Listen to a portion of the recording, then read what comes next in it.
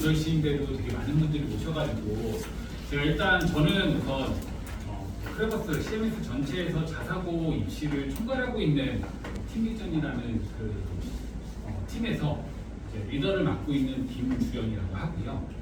예, 제가 오늘 이제 설명해드릴 내용은 일단 입시적인 부분들, 저희가 이제 우리 아이들이 대부분 다 고교학점제라고 하는 어떤 큰 변화를 앞두고 있는 상황이잖아요. 예, 그 상황에서 간단한 입시 얘기 살짝 드리고, 그 다음에 이제 제가 예전에도 그렇고 지난번 4월에도 여기서 설명을 한번 했었을 때 아무래도 고교학점제가 진행됐을 때는 여러 가지 이슈로 인해서 자사고가 좀 많이 유리해질 거라고 설명을 몇 번 드리기는 했어요. 예, 그건 뭐 저뿐만 아니라 다른 어떤 설명이나 그런 데서들도 많이 얘기를 들으셨을 텐데, 그럼에도 불구하고 어머니들께서는 그래도 일반고가 맞을지 자사고가 맞을지에 대한 고민이 되게 많으세요.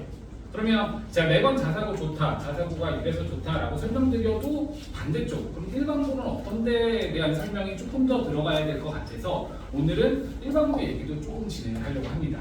그리고 나서 뭐 내용이 끝난 다음에는 사실 이제 자사고 쪽 입시를 생각한다고 하면 뭐 서류마다 서류 점수라는 게 있잖아요. 그러니까 내신이라고 하는 부분을 잘 받아야 되고, 그 다음에 자소서를 잘 써야 되고, 그리고 면접을 잘 봐야 되는 이 3단계로 진행이 되는데, 내신이야 사실 뭐 우리 아이가 열심히 하는 거에 따라 달라지긴 하겠지만 자소서는 글쓰기 영역이에요. 자소서는 약간 아이들 입장에서 글쓰고 어머니들께서 어떻게 이제 어드바이스를 주기에도 약간 너무 추상적인 내용들이 많다 보니까 그런 자소서 쓰는 방법들을 어떻게 이야기를 좀 해주면 좋을지에 대한 전반적인 좀 설명을 드리려고 합니다. 네, 그러면 우선은 이제 고교 선택 가이드죠. 고등학교를 어떤 식으로 선택하면 좋을까에 대해서 이제 말씀드릴 건데, 고교학점제나 2028 대입개표는 많이 들어보셨을 텐데 조금 정리하고 넘어가도록 할게요. 우선 대입제도가 변화하는 부분에 있어서 저희가 먼저 가야 될 건 이거죠. 그러니까 서울에 있는 대학들, 우리가 관심 있는 대학들은 그 학생들은 어떻게 뽑을 건데에 대한 부분을 조금 보도록 할게요. 그러니까 대학을 학생들을 뽑을 때 현재 상황에서 보면요, 내신 성적만으로 뽑는 게 있고요. 그리고 학생부 종합전형이라고 하는 학부 생활을 보는 게 있고요. 그다음에 논술이라고 하는 시험 보는 게 있고, 수능 한 방으로 가는 정시가 있고, 이런 것들이 약간 섞여 있는 것들이 있습니다. 그래서 저희가 흔히 말하는 시험, 수능으로 가는 거를 정시라고 얘기를 하고요. 그 다음에 학생부로 가는 걸 종합, 그 다음에 성적으로 가는 걸 교과 이렇게 보는데, 보시면 전체 비율에서 보면 이 왼쪽에 보이는 남색이 교과 전형입니다. 그러니까 내신만으로 학생을 선발하는 전형이고요. 그 뒤에 있는 이제 주황색이 종합 전형, 학생부를 보고 뽑는 거. 그 다음에 저기 보이는 초록색이 논술입니다. 예, 그 옆에 있는 파란색하고 노란색은 뭐 특기생 아니면 기타 영역이기 때문에 제가 표시하지 않고, 저 끝에 있는 오른쪽에 있는 보라색 부분이 수능으로 가는 정시 전형입니다. 그러면 사실 저희가 이제 얘기 듣기는 정시, 뭐 종합 전형 이런 얘기를 많이 하긴 하지만 전체적인 대학에서 학생들을 뽑는 비율은 교과 전형이 많아요. 근데 아래 보시면 서울 15개 대학, 22개 대학, 그리고 직업으로 우리가 이제 좋아하는 학교들은 여기서부터 출발이잖아요. 예, 여기로 가면 갈수록 교과 전형은 없어집니다. 그러니까 흔히 말해서 서울에서 멀어질수록 교과 전형을 많이 본다고 보시면 돼요. 서울로 가까워질수록 종합 전형과 정시를 본다라고 생각하시면 됩니다. 그러면 현재 상황에서 서울에 있는 주요 대학들은 학생들을 볼 때 뭘 보고 뽑냐? 수능 성적 보고 뽑거나 학생부 종합 전형, 학생부를 보고 뽑는다, 이렇게 보시면 될 것 같아요. 그래서 이제 흔히 말하는 앞으로 대입 개편이 진행될 때 현재도 종합 전형으로 학생들을 많이 뽑고 있기 때문에 여기에 강점을 가지고 있는 자사고가 계속해서 유리하지 않을까라는 이야기를 계속 드리고 있는 거고요. 자, 그러면 좀 더 종합 전형 말고요, 제가 오늘 설명드릴 거는 종합 전형 말고 수시하고 정시 쪽이 그럼 어떻게 변할까 봐요. 그러니까 저희가 고교학점제가 진행되면서 건드려지는 영역은 크게 두 가지입니다. 첫 번째는요, 내신이 9등급제에서 5등급제로 바뀌어요. 첫 번째. 두 번째는 수능이 선택 과목이 있었다가 이제는 선택 과목이 없습니다. 모두가 똑같은 수능을 볼 거예요. 어디에 맞춰서? 문과 애들에 맞춰서. 그러면 여기에서 보면은 바뀔 수 있는 부분은 어디냐면 교과 전형, 내신 가지고 뽑는 거, 내신이 바뀌니까, 그리고 정시, 수능이 바뀌니까, 여기 두 개에 대해서 조금 설명을 드리도록 하겠습니다. 자, 이제 올해 내년이죠. 내년 2026학년도 기준으로 보시면 교과 전형, 그러니까 애들 내신 가지고 너 흔히 말하는 그런 거 있잖아요. 너 1등급이야, 2등급이야 얘기해서 뭐 1.3등급, 1.2등급 이렇게 내신 가지고 학생들을 선발하던 전형이 있었는데 올해부터 학생부 교과 전형에서 서류평가, 정성평가를 하는 학교들이 이렇게 추가가 됩니다. 예, 보시면 대부분 서울에 있는 주요 대학들입니다. 예, 물론 비율이나 이런 것들은 좀 다르긴 하겠지만 보시면 뭐 건대나 경희대 보시면 학생부 교과라고 써져 있는 부분들이 그냥 내신 성적입니다. 거기 외에 뭐를 보기 시작하냐면 서류평가를 조금씩 볼 거예요. 이 친구가 학생부에 어떤 내용이 적혀 있는지 아니면 어떤 과목들을 들었는지 이제는 성적만으로 줄 딱 잘라서 아이들을 뽑는 거에서 벗어나서 뭐를 볼 수밖에 없다? 학생부를 볼 수밖에 없습니다. 왜냐면 9등급제라고 하는 촘촘해졌던 어떤 등급 구분에서 5등급제로 구분이 넓어졌거든요. 그럼 구간이 넓어졌다는 건 변별력이 줄어든다는 거예요. 예, 그래서 예전에는 4%까지는 1등급 줄 거고 10%까지는 2등급 줄 거고 이렇게 얘기를 했는데 이제는 10%까지 그냥 다 1등급이야. 그러니까 34%까지 2등급이야. 이렇게 등급 사이에 동점자가 많아지고요. 동점자가 많아지는 건 변별력이 줄어든다 라고 보시면 돼서 어쨌든 수시 쪽 교과 전형에서도 학생부를 평가하는 서울 주요 대학들이 올해부터 생기기 시작했다. 작년에도 생겼고요. 확대되고 있다고 보시면 될 것 같고요. 그 다음에 이제 정시죠. 수능. 수능 전형에서도 그냥 수능 성적만으로 이제 학생들을 선발하는 거에서 조금 벗어나서 오른쪽에 보시면 뭐 교과 학업 성적이라든지 교과 이수 현황이라든지 아니면 세부 능력 및 특기사 어떤 학생부를 같이 볼 거라는 거예요. 자, 원래는 서울대는 원래부터 교과 전형이 없었고요. 수능만으로 학생들을 뽑지는 않았습니다. 그래서 수능도 정시도 수능 위주 전형이라고 해서 항상 학생부를 받고 서울대는 모든 전형에 학생부 평가가 모두 다 들어간다고 보시면 돼요. 자, 그러면 이게 언제냐면 이제 2023학년도부터 이렇게 됐고 2026학년도까지 진행되면서 수능 위주 전형으로 들어가면서 정성평가 학생부를 보게 될 건데 지금 2026학년도는 학생들이 교과과정 그러니까 대입제도가 개편되기 전이에요. 그러니까 이 친구들은 여전히 9등급제 수능도 선택 과목이에요. 그럼에도 불구하고 학교들이 이러한 요소들을 투입하고 추가하는 이유는 뭐 때문이냐면 우리 아이들이 대학 갈 때는 이것들을 봐야만 되는 시기가 올 거니까 지금부터 준비하고 있다고 보시면 돼요. 네, 왜 준비하고 있는지 뒤에서 조금 더 자세하게 설명을 드리도록 하겠습니다. 자, 그러면 현재는 학생부 종합전형이라고 하는 부분은 그냥 원래대로 종합전형이 학생 생활을 봤을 거고요. 교과전형에서 서류평가를 보는 건 서울에 있는 주요 대학 일부였습니다. 그리고 정시에서도 일부만 보고 있었는데 이게 2028 이후가 된다라고 하면 조금씩 확대가 될 거예요. 그럼 왜 확대가 되냐? 말씀하신 대로 제가 말씀드린 대로 내신 평가의 방식이 변화되면서 변별력이 떨어질 거고 수능도 변별력이 떨어질 거예요. 모두 다 똑같은 문과 수능을 볼 거니까. 자, 근데 이 두 개는 정해져 있는 거잖아요. 그러니까 이 친구가 고등학교 생활한 거에서 이미 정해져 있는 거예요. 대학이 더 이상 평가할 수 있는 요소가 없습니다. 얘가 1등급 받았대요. 그냥 끝이에요. 근데 대학 입장에서 평가 기준의 근거가 약해질 수밖에 없어요. 동점자가 너무 많고요. 수능 잘 본 애가 너무 많고요. 이렇게 되니까 그러면 학교에서 대학 입장에서 아니 너무 동점자가 많으니까 이것만으로 학생들을 줄 세워서 좋은 학생들 뽑기가 너무 어려워. 그러면 뭘 해야 돼요? 우리가 평가할 수 있는 기준을 조금 추가할게. 그럼 그 기준이 뭐가 되냐면 학교별 고사가 될 겁니다. 이게 논술이 될 수도 있고요. 면접이 될 수도 있고요. 학생 평가가 될 수도 있습니다. 그러니까 우리 학교에 맞는 입학요강으로 우리의 입맛에 맞는 부분들을 우리가 앞으로 평가해서 그 안에서 학생들을 선별할 거야 라고 얘기를 하시면 돼요. 생각하시면 돼요. 그래서 어머니들께서 생각하시는 게 조금 오해하시는 것 중에 하나가 그러면 수능 그냥 잘 봐서 들어갈 수 있는 게 분명히 있지 않을까? 라고 생각하실 수도 있는데 그러니까 수능을 100% 보는 전형은 없을 거예요. 왜냐하면 이 고교학점제의 취지는 학생의 진로와 성향에 맞춰서 다양한 과목들을 듣게 하는 게 목표예요. 그러니까 모두가 똑같은 과목을 듣는 게 아니라 내 진로에 맞춰서 이 수업도 듣고 저 수업도 듣고 학생이 선택을 해야 되는 게 기본적인 고교 학점제입니다. 자, 근데 수능은 지금 모두가 똑같은 과목을 봐요. 그렇죠? 그래서 수학도 문과 수학만, 사회와 과학 쪽 1학년 통합사회 통합과학만 이렇게 볼 겁니다. 자, 그러면 만약에 수능을 100%로 뽑는 전형이 있다라고 생각을 하면 이 친구들은 선택 과목을 아무도 선택 안 하죠. 왜냐면 수능에 있는 과목 그 6개 과목만 죽어라 하고 파서 그 만점 받으면 대학 갈 수 있는데 뭐하러 복잡한 과목 선택을 해요? 절대로 안 할 겁니다. 그럼 교육부 입장에서 수능 100% 전형을 허용하는 순간 애들이 과목 선택이라는 걸 안 할 거고요. 그러면 고교학 전제가 망가질 거예요. 그렇기 때문에 수능 100% 전형은 없을 거예요. 예, 뭐든지 간에 학생부 평가가 되든지 내신이 들어가든지 뭔가가 들어갈 거라고 보시면 되고, 그 과정에서 이제 입시 경쟁력을 위해서는 이제 탐구 활동이나 학생들 어쨌든 서류 평가가 들어갈 수밖에 없거든요. 학교 입장에선 추가적으로 학생들을 변별할 수 있는 것들이 시험이 될 수도 있기는 하겠지만 시험 외에도 학교 생활을 평가하는 가장 쉬운 학생부라는 게 있거든요. 그런 것들을 평가하게 될 거고요. 그러면 내가 고등학교 생활에서 그런 활동들을 어떻게 채워나갈 수 있는가가 어떤 입시의 경쟁력이 될 수는 있다.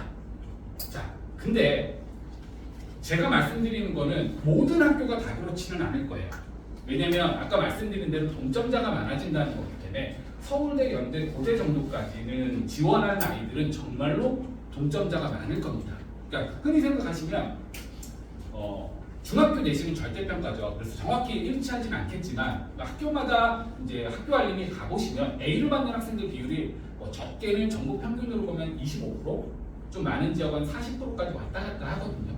그럼 얘네들 가지고 이제 저희가 만약에 고등학교를 지원한다고 했을 때 올해인 아이들, 주요 과목 A인 아이들이 어마어마하게 많습니다. 동점자가 많죠. 그럼 이것만 가지고 학생들이 선발하지 못하니 자소서를 쓰라고 그러고 면접을 써서 자체 평가를 진행합니다. 대학도 똑같다고 보시면 돼요. 이 부분에 대한 상위권 대학들은 동점자가 많아질 거기 때문에 자체 평가를 진행할 거다. 다만 여기 이제 서울에 있는 주요 대학 쪽 한 15개 대학, 이제 중위권 대학으로 내려온다라고 하면 일부 학교들은 특수 전형, 그러니까 교과 전형에서 종합이 조금 들어가는 형태, 이런 식으로도 대학을 갈 수 있는 길은 분명히 있을 거예요. 하지만 상위권 대학으로 가면 갈수록 동점자가 많아질 거기 때문에 내가 내신 1등급 다 받았어, 이런 아이들이 정원을 넘어설 수밖에 없다고 생각하시면 됩니다. 네, 그래서 그런 부분들, 그래서 수업이나 수행평가나 이런 학교애들의 노력들이 조금 필요하게 된다. 그래서 간단하게 말씀드리면 지금까지는 숫자로 판단하는 어떤 전형들이 있어요.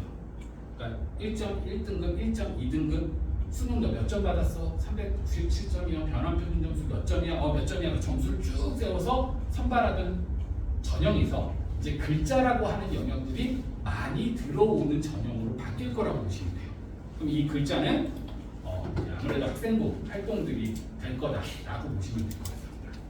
네, 그래서 이런 부분 때문에 지금 앞으로 바뀌는 어떤 대학 입시에서 상위권 대학들을 본다라고 하면 정확히 말하면은 이제 자사고가 특목고가 앞으로 바뀌는 대입에서 좋아진다가 아니라요. 그냥 얘네는 원래 하던 거 하는 겁니다.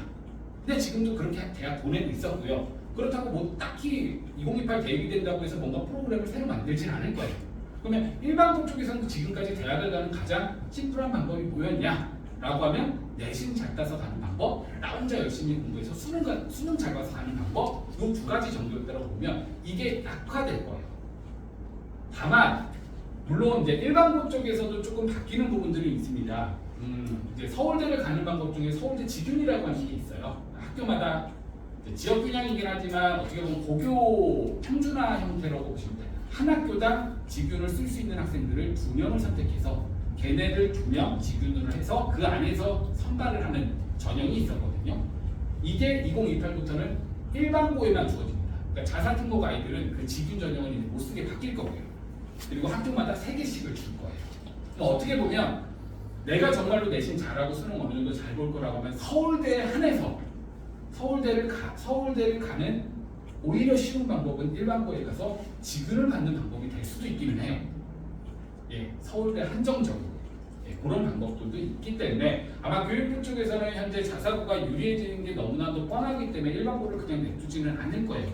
일반고도 분명히 변화를 할 겁니다. 다만 그 변화되는 시기가 빠르지는 않을 거예요. 왜냐면 이제 학교가 국립학교나 이런 학교들 같은 경우에 뭔가 바뀌려고 하면은 그렇게 빠르게 못 바꿉니다. 한 2년, 3년, 길게는 한 5년까지도 견디기는 하거든요. 예, 그래서 그런 부분들의 이슈가 있다라고 보시면 될 것 같아요. 네, 여기까지가 이제 우리 아이들이 맞닥뜨리게 될 제2개평이죠. 예.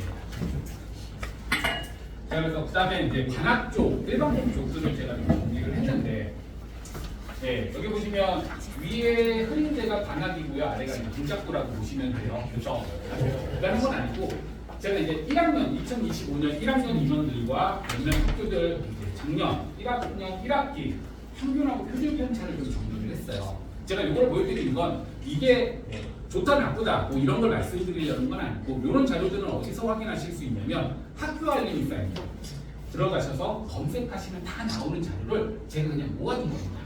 자, 제가 이거 가지고 말씀드릴 거는 어머니들께서 우리 일반고, 우리 지역에 있는 일반고를 볼 때 어떤 것들을 좀 보고 선택을 하고 어떤 것들을 좀 생각해야 되는지를 좀 설명드리려고 갖고 왔어요. 네, 그래서 먼저 네, 이게 학교가 좀 많아가지고 제가 17개 학교를 다 못 쓰고 좀 중간에 잘랐어요. 네, 그래서 인원입니다. 인원. 네, 학교를 선택하는 데 있어서 인원은 되게 중요해요. 제가 학교 이름이 아직 낯설어서 어떤 학교는 정말로 한 학년이 88명인 데가 있더라고요.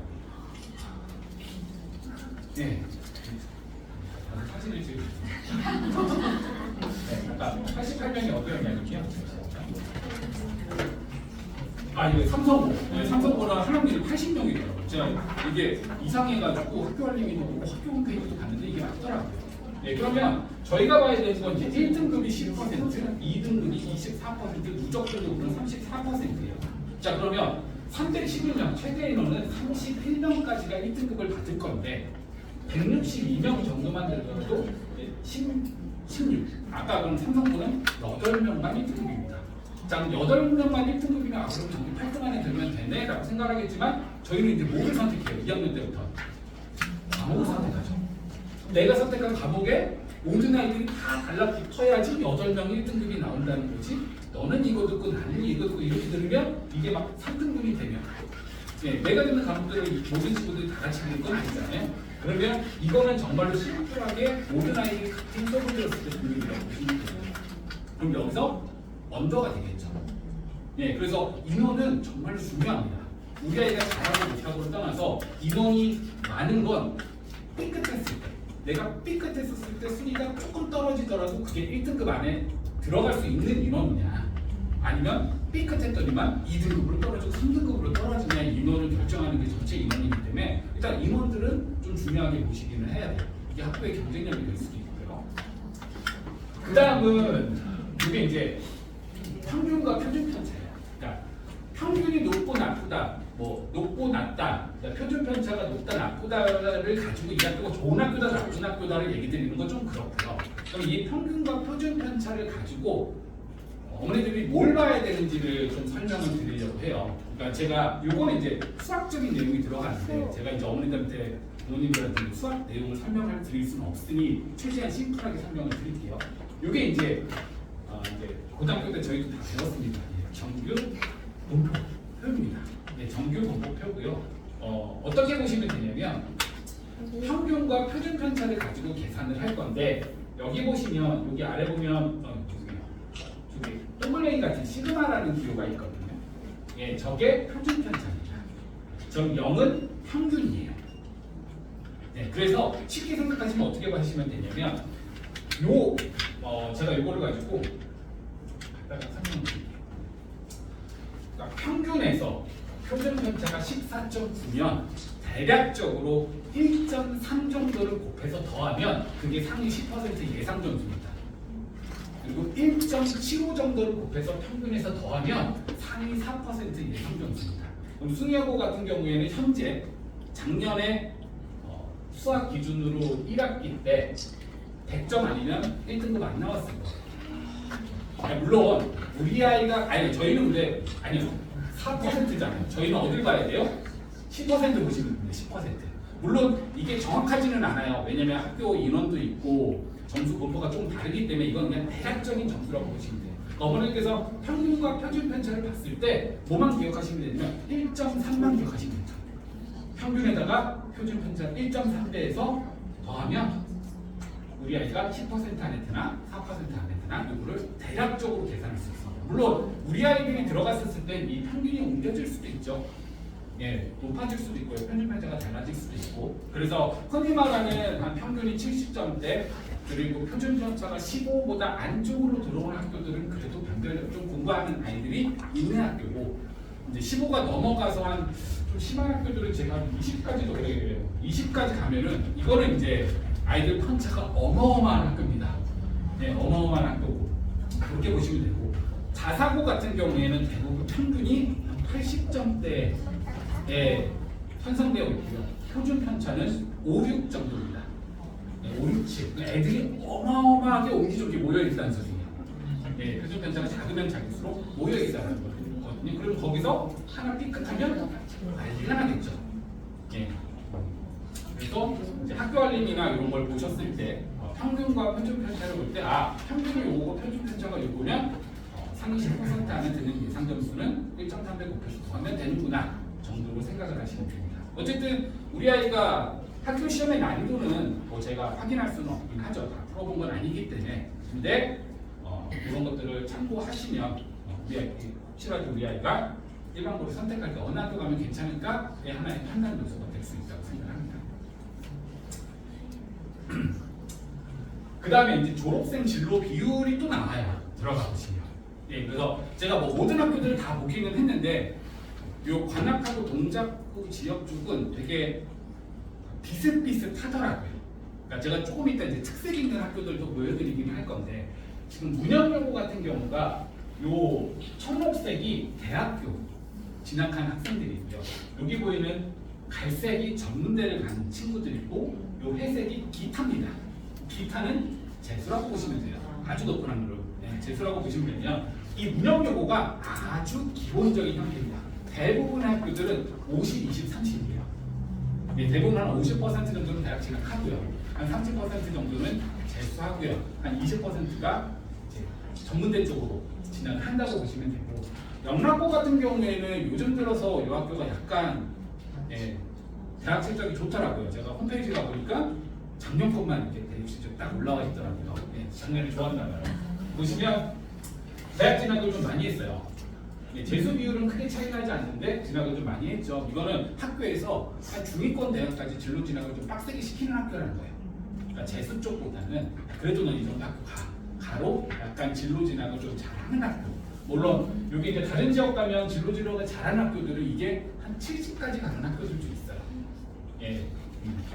그 다음에 이제 경문고 같은 경우에는 37.8%. 이 친구들은 뭐냐면 눈이 높은 아이들이 좀 많다라고 보시면 돼요. 그러니까 내가 좀 잘하니까 재수 비율이 높아지는 거죠. 내가 이 학교를 갈 수는 없다. 그래서 보시면 전문대 비율도 확 줄어들죠.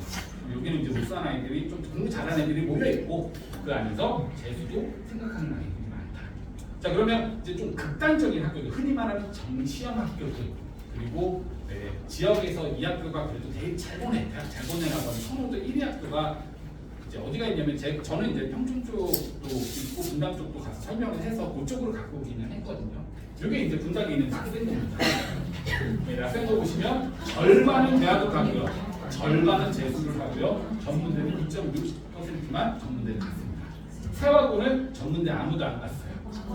절반은 대학 가고 절반은 재수했고요. 신성고는 평촌에 있는 학교인데 일반고에서도 서울대를 한 12명, 13명씩 보내는 학교예요. 저기도 보시면 거의 비슷하죠. 이게 이제 흔히 말하는 학교에서 각광고 쪽에서 정식 쪽에 거의 올인한 학교들의 형태는 이런 형태예요. 그러니까 이 지역에서 내가 좀 공부 좀 해, 각광고를 갈 거야. 그래서 1순위로 생각하는 학교들은 이런 형태의 어떤 졸업생 진로 비율을 본다고 보시면 돼요. 자, 그리고 제가 대입 실적, 제가 이제 구글 폼 이제 답변 주신 걸 보면서 대입 실적에 대해서 궁금하셔서 제가 정말로 오래 뒤져봤거든요. 근데 너무 공개가 안 되어 있어요. 너무 공개가 안 되어 있더라고요. 그래서 그래도 조금 의미 있는 건 미래여고랑 문영여고가 작년에 2025학년도 기준으로 서울대 수시 최초학교 3명씩 있더라고요. 학교 측에서 이게 서울대를 붙였다라는 건 수시로 붙인 거잖아요. 그러면 서울대는 교과 전형은 없습니다. 교과 전형으로 학생을 뽑지 않아요. 그럼 이 3명 친구들은 내신으로 간 게 아니라 학교 생활로 간 거예요. 그러면 서울대를 그래도 3명, 4명, 6명 이 정도로 보낼 수 있다는 거는 그래도 학교 안에 있는 뭔가의 프로그램, 프로그램들이 분명히 조금 경쟁력 있게 진행되지 않을까. 라고 하는 부분들을 이제 보시면 될 것 같고, 영락고 같은 경우에는 뭐 수시 정시를 따로 나누지는 않았지만 제가 이제 정보를 듣기로는 이제 학생들이 많이 유입되는 학교라서 작년에 좀 대입 실적이 좋았고요. 뭐 경문고는 이제 자사고 지정이 이제 취소된 지 한 4, 5년 됐잖아요. 아직까지 그 색깔을 좀 갖고 있고, 아까 말씀드렸던 그래도 동작구 쪽에서는 각방고에 약간 냄새가 남아 있어서 그래도 대입 실적이 좀 좋고, 나머지 학교들은 제가 서울대를 그래도 3명 이상 보낸 학교 정도는 이제 뉴스나 이런 데 나오거든요.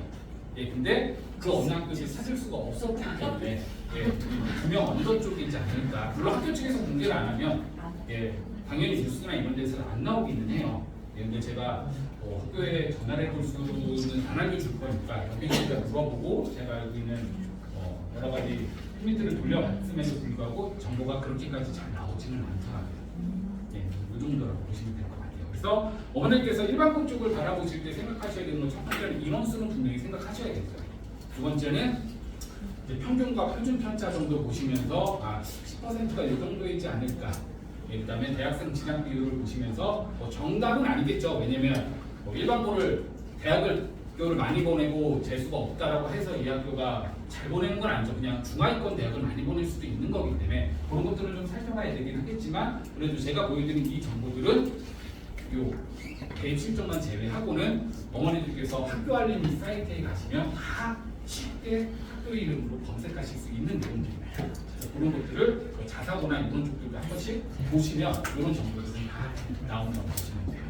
그래서 일단 자사고가 유리하냐, 일반고가 유리하냐에 대한 부분들을 항상 많이 물어보시는데, 어머니들한테는 뭐냐면 학생 성향이나 모든 어떤 변수들을 다 없애고요. 그냥 깨끗하게 다 지워버리고 이 친구가 어디 가든지 간에 똑같이 최선을 다해서 열심히 할 거다. 나머지 변수가 다 없는 상황에서 어디가 유리해요? 그러면 자사고, 특목고가 유리합니다. 분명히 현재 상황에서.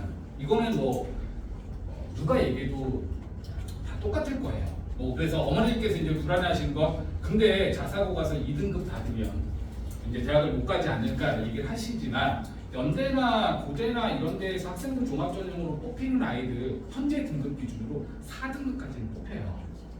4등급까지는 뽑힙니다. 4등급이라는 게 뭐냐면 받기는 5등급제에서 2등급이에요. 2등급까지는 연고대는 뽑힙니다. 3등급서부터는 약간 위험하긴 해요. 3등급이 워낙 이 범위가 넓어서 거기서 좀 고민을 해봐야 되기는 하겠지만, 지금도 제가 외대고 다니는 아이들한테 얘기를 해보면 지금도 3, 4등급은 서성한 정도는 한 4등급 정도 현재 등급돼서요. 4등급 정도는 그래도 서성하는 안정적으로 갈 수는 있대요. 다만 가지는 않는데요. 외대고 아이들이 이제 굳이 서성한을 가지 않고 이제 재수 쪽으로 가거나 아니면 일부 학생들이 진학을 하기는 하지만, 2등급이라고 하는 부분이 1등급에 비해서 분명히 페널티기는 페널티지만 대학은 바보가 아니에요. 대학은 학생부가 되게 뛰어나고 이 친구가 누가 봐도 자사고 아이 같은데 2등급이라서 안 뽑는다? 이런 일은 없을 겁니다. 그래서 아까 말씀드린 대로 학교 자체 평가 기준을 만들 거고 그걸 학생부 쪽으로 가져오겠죠. 그렇기 때문에 혹시라도 우리 아이가 2등급 받을까 봐 걱정이 돼서 간다, 일반고를 간다 라고 생각하시는 건 조금 지켜봐야 되지 않을까. 그리고 자사고 가서 3등급 받는 친구가 일반고 가서 1등급을 받을 거라는 보장은 그 어디에도 없습니다. 일반고에서 자사고에서 3, 4등급 받는 아이는 비슷한 실력으로 가서 똑같은 마음가짐으로 공부를 한다라고 하면 일반고 가서 1등급이 간당간당할 거예요. 내가 일반고 가서 확실하게 1등급을 모든 과목을 받을 자신이 있다, 확신이 있다, 그러면 그 정도 경쟁력이면 자사고 가서도 분명히 경쟁력이 있습니다. 그렇게 생각하시면 될 것 같고, 물론 학생 성향, 멘탈, 사교육을 받아야 된다고 여러 가지 이슈들이 있잖아요. 그런 부분 때문에 몇몇 친구들, 일부 친구들은 일반고 쪽에서 차라리 선생님들 뭔가 사교육의 케어를 받는다든지, 아니면 잘한다 해야지 더 우측 쪽에서 잘하는 애들, 못한다 하면 이렇게 들어가는 애들 있잖아요. 이런 애들은 오히려 자사고 가면 그냥 자존감이 박살날 수도 있어요. 예, 근데 그런 자극이 있어야지 도끼를 풀고 하는 아이들은 오히려 일반고 쪽에 가면 약간 무지하게 느낄 수도 있고 그런 어떤 변수가 있기 때문에 뭐 사실 어디가 답이다라고 천편일적으로 말씀드리기는 좀 어렵다. 근데 모든 거 다 끼고 생각하면 자사고가 유리한 건 맞다 정도로 생각하시면 될 것 같습니다. 네, 그 다음에 이제부터는 이제 교과 편제 쪽을 좀 말씀드리려고 하는데, 그러니까 이제 아까 말씀드렸잖아요. 생기부나 이제 서류 쪽이 조금 가야 되는데 이 서류나 이런 것들을 보는 거에 있어서 이제 교과 편제가 기본적으로 들어가야 되거든요. 요거는 학교 홈페이지에서도 확인하실 수 있고요. 학교 알림에서도 편집표를 다운받으실 수 있습니다. 뭐 학교마다 조금 표현을 다르게 해놨지만 보시면 제가 이제 편집표를 보여드릴 건데 제일 위에 보시면 제가 노란색으로 칠해놓은 거는요 수능 과목이에요. 수능 과목은 노랗게 칠해놨고요. 초록색으로 칠해둔 것들은 ABC 세 등급만 나오고, 그러니까 세 개의 성취평가만 나오고 등급은 나오지 않습니다. 1등급, 2등급이 나오지 않아요. 절대평가 과목입니다. 음악, 미술, 체육 과목들이라고 보시면 되고요. 그 다음에 약간 청록색으로 되어 있는 건 5단계로 평가를 하는데 등급이 아니라 절대평가 과목입니다. 융합 과목 쪽이라고 보시면 되고요. 그 다음에 보라색은 이제 교양 과목들에서 이제 패스냐, 페일이냐 정도만 나타내는 거라고 보시면 되고, 굵게 기울어진 건 특목과 과목, 기울어진 건 고시의 과목. 고시의 과목은 뭐냐면 원래는 없는 과목인데 우리 학교 학생들을 위해서 내가 특별히 교육감한테 나 이런 거 과목 만들어서 운영할 거야 승인해줘. 교육감 오케이 그럼 너네 학교에서 해 라고 해서 승인된 과목이라고 보시면 돼요. 그러면 다른 학교에는 없는 과목들이 고시의 과목이라고 보시면 되고요. 그 다음에 보셔야 될 게 조나 시르나 체육은 10학점을 들어야 되고요. 음악 미술도 10학점을 들어야 되고요. 그 다음에 여기 보면 기술과정 정보, 제2 외국어 한문, 교양까지 합해서 16학점을 무조건 들어야 됩니다. 예, 요거는 이제 생각을 해주시면 돼요. 네, 16학점. 자, 그러면 편집표를 좀 보도록 할게요. 일단 선보고. 자, 여기 갖고 온 학교들은요, 제가 이제 어떤 특색이 있는 교과 편제를 갖고 온 거지, 이 학교의 교과 편제가 좋다 나쁘다, 이 학교가 좋다 나쁘다를 설명드리려고 갖고 온 건 아니에요. 자, 보시면 이 학교 같은 경우에 쭉 보시면 3학년 1학기까지 쭉 가가지고 예, 여기 수능 과목이 끝납니다. 수능 과목은 딱 끝냈고요. 보시면 요 아래 있는 게 여기 보시면 쭉 여기 음리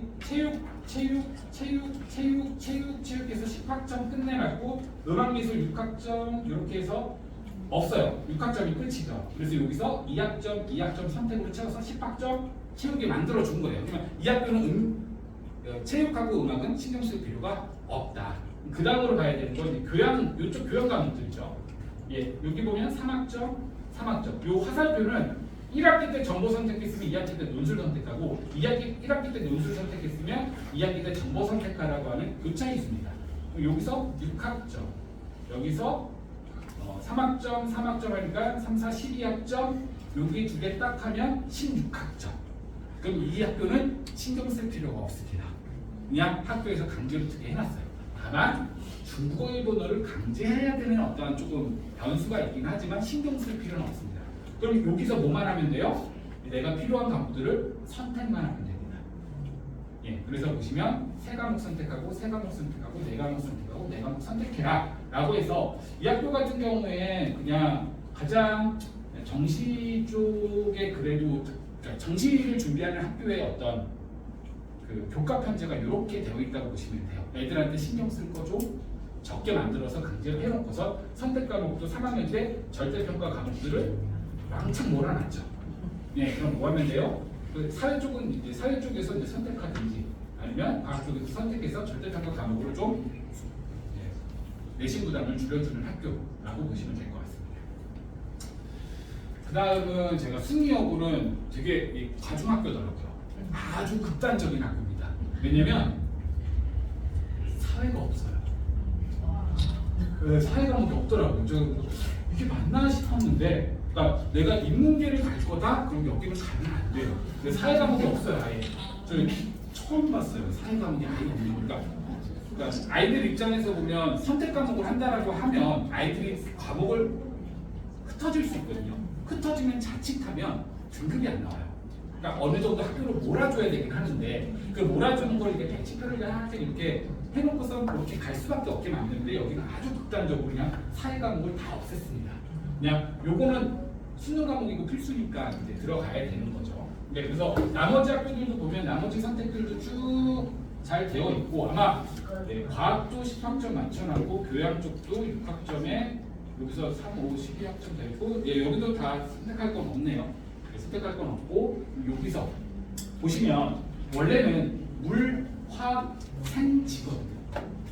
그게 하나로 듣고 그 다음에 넘어가서 세포 물질, 지구식이 쓴다는 물질 이렇게 들어야 되는 게 맞는데 근데 이게 물, 화, 생지를 듣지 않더라도 이 두 번째 과목들을 들을 수는 있어요. 원장이수 과목이 이제 필수이수 과목은 아니거든요. 그럼 여기는 이제 과학 중점 학교다 보니까 과학 좀 빡세게 하고 온 애들이면 물화생지 패스하는 식이에요. 네, 그냥 여기서 두 과목, 그러니까 세 과목 선택해야 되니까 이거 선택하고 그다음 넘어가서 요 뒤에 있는 거 이제 약간 과학 쪽으로 좀 빡세게 공부해라 라는 쪽으로 조금 땡겨놓은 형태라고 보시면 됩니다. 수능여고는 인문계 쪽은 가면 안 되는 거라고 보시면 됩니다. 네, 그다음에 경운고인데요. 약간 보시면 뭐 교차이수 쪽으로 되어 있는데 여기 좀 특이한 것 중에 하나가 과학이 원래 4일 기본적이거든요. 근데 여기서 뭐냐면 8이에요, 8. 과학 10학점 무조건 들어야 되기 때문에 2학점을 여기 어디선가 선택을 해야 됩니다. 무조건. 그러면 내가 인문이에요, 인문이면 그럼 어디 가서 선택하면 되냐면 여기서 절대평가 과목 선택하면 됩니다. 실질적으로 반드시 하나 선택해야 되는 거 여기 택 4라고 되어 있지만 택 3이 되는 거겠죠. 졸업하려면 과학을 무조건 선택을 해야 되기 때문에 그렇게 보시면 되고 여기도 이제 3학년 1학기까지 끝내놓고 여기 보면 요 전문 수학 같은 경우에는 이제 특목고 과목인 거고요. 그래서 아까 전에 말씀드린 대로 이게 물화생지가 있고 그 다음에 역학과 에너지 이렇게 가야 되는 거고 일본어, 중국어가 선택 과목으로 있기는 한데 아쉬운 건 여기까지만 가다가 끊겼어요. 그러니까 이 뒤쪽으로 이제 언어 과목들이 없더라고요. 그러면 이제 흔히 말하는 외국 쪽 아이들하고의 어떤 인문 쪽에서의 경쟁력은 조금 떨어질 수밖에 없는 학교다라고 보시면 될 것 같습니다. 그래서 사실 조금 아까 전에 수능여고 말고는 요 학교 미림여고 미림여고는 조금 다르죠. 3학년 1학기까지 3학년 때 지정 과목이 아예 없습니다. 없는데 이 학교를 제가 갖고 온 이유는 뭐냐면은 여기 보시면 체육은 10학점을 맞춰놨거든요. 근데 음악 미술이 딱 여기서 몇 학점이 6학점에서 끝냈어요. 이제 4학점이 남았어요. 4학점을 여기서 뭐 해야 되냐면 반드시 들어야 되는 상황입니다. 그러면 여기에 이제 음악 여기랑 여기 있어요. 그러면 4학점은 여기서 이제 한 번 듣던가 여기서 한 번 듣던가 선택해서 무조건 들어야 돼요. 그럼 내가 만약 여기서 들을 거다라고 하면 한 과목이 없어지니까 여기서 세 과목을 선택할 수밖에는 없는 상황. 만약에 여기서 네 과목을 내가 요거 안 하고 선택했으면 여기 가서 7과목 중에서 요거 하나 선택해야 되니까 6과목으로 줄어드는 거. 그러니까 택을 저렇게 막 7과목, 8과목으로 해놨지만 필수 이수학점 때문에 몇몇 학점들을 다 선택할 수는 아마 없을 거예요. 이런 식으로 크게 뭉뚱그려도 학교는. 그리고 여기 3학년 1학기도 보시면 아시겠지만 문학하고 학토는 수능 과목이에요. 그럼 선택이지만 이 두 개를 선택 안 하는 이상한 애는 없을 거거든요. 그게 반드시 선택해야죠. 그럼 몇 개 남아요? 5개 남죠. 5개 남고 아마 제가 생각했을 때는 교양 과목이 없어요. 그럼 교양 과목도 몇 학점을 채워야 돼요? 16학점을 채워야 돼요. 여기 교양도 필수로 잡혀 있는 게 없잖아요. 그럼 여기서 뭐 해야 돼요? 하나, 둘, 셋, 넷, 딱 4, 4, 16이죠. 그러면 여기 나와 있는 프랑스, 일본어 중에 무조건 택일. 물론 그냥 여기서 택일 아니면 여기서 선택을 하든지 여기서 선택을 하든지 여기서 선택을 하든지 교양 과목들도 이제 하나씩은 융합 교양이 무조건 선택이 강제가 된다. 그러면 실제로 선택할 수 있는 과목 되게 많아 보이지만 선택할 수 있는 과목들이 훅 줄어들기는 해요. 그래서 굳이 이렇게 교과 편제를 할 필요가 있을까라는 생각이 좀 들기는 합니다. 그래서 요거는 이제 상상고 쪽도 이제 보여드리려고 그래서 일반적으로는 이런 식으로 짜는 게 제가 봤을 때는 가장 괜찮은 어떤 선택권이라고 봐니까 학교 지정 과목들을 좀 많이 깔아놓는 거죠. 예, 그래서 학교 지정 과목들을 좀 깔아놓고 수능적으로 이제 공부할 수 있도록 이렇게 잡아두는 게 좀 일반적인 학교 교과 편제고 좀 신경 쓴 교과 편제라고 보시면 되고요. 그래서 뭐 상상고 같은 경우에 아까 전에 제가 이제 가다가 넘어오기는 했는데 상상고 같은 경우에도 약간 뭉뚱그려져 있기는 한데 보시면 이제 학교 지정 과목들도 좀 많고요. 그다음에 제가 여기는 따로 표시를 하지 않았어요. 예, 그래서 뭐 고급 대수, 고급 미적분, 이산수학 이런 거 다 특목고 과목들입니다. 예, 그래서 일반고에서 볼 수 없는 과목들이 되게 많아요. 보시면. 그러니까 이런 과목들을 선택을 했어요. 일반고에서는 아까 보시다시피 뭐 고급 미적분이나 AP 미적분이나 고급 물리학 이런 거 거의 없었거든요. 그럼 이런 과목들을 내가 경쟁력 있게 선택을 하면은 대학 입장에서는 교과이수 과목을 딱 봤는데 뭔가 그런 것들이 보여요. 그러면 알겠죠. 특목고 아니면 자사고 되겠구나. 일반고는 그런 거 많이 못 만드니까. 예, 이런 걸로 학교에서는 아마 티를 낼 거예요. 예, 분명히 티를 낼 수밖에 없습니다. 그리고 여기 말고 이제 상상고 말고 외대부고 쪽은 어마어마하게 파티션을 나눠놨죠. 파티션. 예, 파티션. 예, 그래서 얘네들은 들으면 이렇게 보시면 내가 스페인어 선택했어. 그럼 쭉 스페인어, 그리고 어딘가에 또 스페인어가 있을 거예요. 신화 스페인어, 여기 어딘가에 또 스페인어구나. 그럼 이렇게 해서 그냥 한 과목으로 쭉 타고 들어갈 수 있게 되게 잘 짜놨어요. 중간에 끊기는 거 없이. 어느 과목 하나 선택하면 얘가 위계로 이렇게 흐름이 있게 해놨기 때문에 그냥 선택하면 쭉 들을 수 있게 학생들을 도와주는 거죠. 예, 그렇게 이제 조금 교과 편제를 신경 써서 해놨다. 그래서 이제 학교를 선택했을 때 우리 아이가 이 학교 들어가서 어떤 목표, 내가 과학 쪽으로 갈 거야, 인문 쪽으로 갈 거야, 그럼 들어가서 경쟁력이 있나 없나를 보실 때는 이런 것들도 조금 보셔야 되기는 해요. 그래서 아까 제가 아마 다른 거 설명하다가 넘어가기는 했었는데 미립연고가 유일하게 많죠. 여기 보시면 프랑스 일본어, 프랑스어 회화, 심화 프랑스어, 프랑스어 문화 이런 식으로 쭉 연결해놨으니까 문과예요. 여기 들어가면 외고 애들하고 과목을 어느 정도 비벼볼 수 있는 경쟁력을 그래도 좀 채워주려고 노력을 했다. 정도라고 보시면 될 것 같습니다. 네, 여기까지가 이제 일반고 쪽 이야기를 좀 설명을 드렸고, 그러면 이제 혹시라도 자사고를 또 고민하실 수는 있잖아요. 자사고를 가겠다가 아니라 자사고를 이제 고민을 해볼 수는 있는데, 자사고 쪽에서 가장 큰 벽 중에 하나가 바로 뭐냐면 자소서가 면접이죠. 내신이야 뭐 열심히 해서 잘 받으면 되긴 하겠지만, 그래서 이게 자기소개서 쪽을 좀 설명을 드릴 거예요 오늘은. 왜냐면 자기소개서는 아이가 이제 중학교 1학년 뭐 그 전부터 쌓아가야 되는 부분들도 좀 있고요. 그럼 그걸 어떻게 쌓을 건가, 어떤 소재를 찾을 건가, 어떤 아이들을 좋아하나, 어떤 내용들을 평가하나에 대해서 전반적으로 좀 설명을 드릴 건데, 이게 조금은 추상적일 수밖에 없어요. 왜냐면 이게 아이들하고 이야기를 하다 보면 아이가 한 활동에서 뭔가를 끄집어내야 되는데, 저희가 그거를 설명을 다 드리기는 좀 어렵다 보니까 아이들한테 하는 어떤 기초교육에서 하는 부분들이라고 보시면 되고, 예시나 이런 것들을 가지고 최대한 조금 설명을 드리도록 할게요. 그래서 이 내용 특성상 텍스트가 조금 많습니다. 예, 그래서 조금 글씨가 작을 수는 있는데 제가 최대한 읽어드리기를 할게요. 일단 기본적으로 어머니들께서 많이 물어보시는 것 중에 하나가 자사고 하려면 학생 생기부가 되게 좋아야지 라고 생각을 하시는데, 물론 틀린 말은 아니거든요. 근데 아주 결정적인 것도 아니라고 말씀을 드리고 싶어요. 왜냐면 대입에서는 자기소개서가 없고, 그 다음에 할 수 있는 활동의 영역들이 되게 많습니다. 아까 전에 과목들도 다양하게 선택할 거고, 그 안에서 뭐 특화 프로그램이라든지 동아리 활동들이 이런 걸 가지고 내가 생기부를 풍부하게 만들 수 있는 어떤 컨텐츠들이 충분한데요. 중학교 학생들은 없습니다. 기회가 별로 없어요. 그러니까 예나 쟤나 대부분 학교에서 하는 활동들이 큰 차이를 보이지 않고, 아이들이 할 수 있는 시간도 그렇게 많지 않고, 경험을 많이 하기도 되게 힘듭니다. 그러니까 무슨 말이냐면 정말로 특출난 아이들, 상위 한 10% 애들 중에서 생기도가 야 이거 선생님이 너를 정말로 좋아해서 신경 많이 썼구나 라고 하는 게 티가 나는 아이들이 분명히 있기는 해요. 물론 저기 하위 10%도 있어요. 이건 욕만 안 썼지 진짜 선생님 정말로 괴롭혔구나 라고 하는 부분들이 드러나는 아이들도 있어요. 근데 그 사이에 있는 한 80%, 70% 아이들은 되게 평범해요.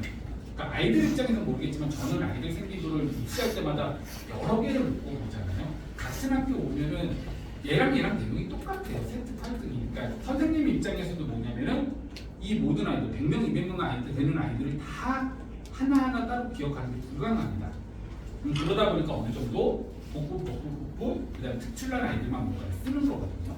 그러면 물론 생기부라고 하는 부분이 그렇게 아이들마다 충분한 변별력을 가질 수 있을 만큼의 어떤 차별성을 갖기가 어렵기 때문에 학교 측에서는 자기소개서를 쓰라고 하고요. 자, 그럼 자기소개서는 이게 진실인지 아닌지를 확인할 방법이 없어요. 그럼 이걸 가지고 어디서 확인하겠다는 거예요? 면접에서 확인하겠다는 거예요. 다만 제가 뒤에서도 한번 말씀드리긴 하겠지만 그러니까 생기부하고 자소서하고 너무 결이 다르면 당연히 안 됩니다. 그러니까 내가 과학을 너무너무 좋아해서 중학교 3년 내내 과학 활동 너무 재밌게 했대요. 자, 근데 생기부를 딱 봤더니만 책 읽은 것 중에 과학책이 하나도 없고 동아리도 축구, 탁구, 농구 이런 구기종 동아리만 했고 과학 선생님이 별다른 말도 안 써줬어요. 근데 나는 과학을 너무너무 좋아하고 사랑한대요. 이거를 믿을 수 있겠냐는 거죠. 그거 못 믿는 거죠. 그러니까 저기 말하면 생기부를 어느 정도 참고하고 기반이 될 수는 있습니다. 그러면 내가 만약 과학 쪽이다 뭐다라고 하면 학교 올라가서 책을 읽더라도 약간 그쪽으로 아니면 동아리 활동을 하더라도 약간 그쪽으로 어느 정도 흔적을 남겨줘야 되는 게 맞아요.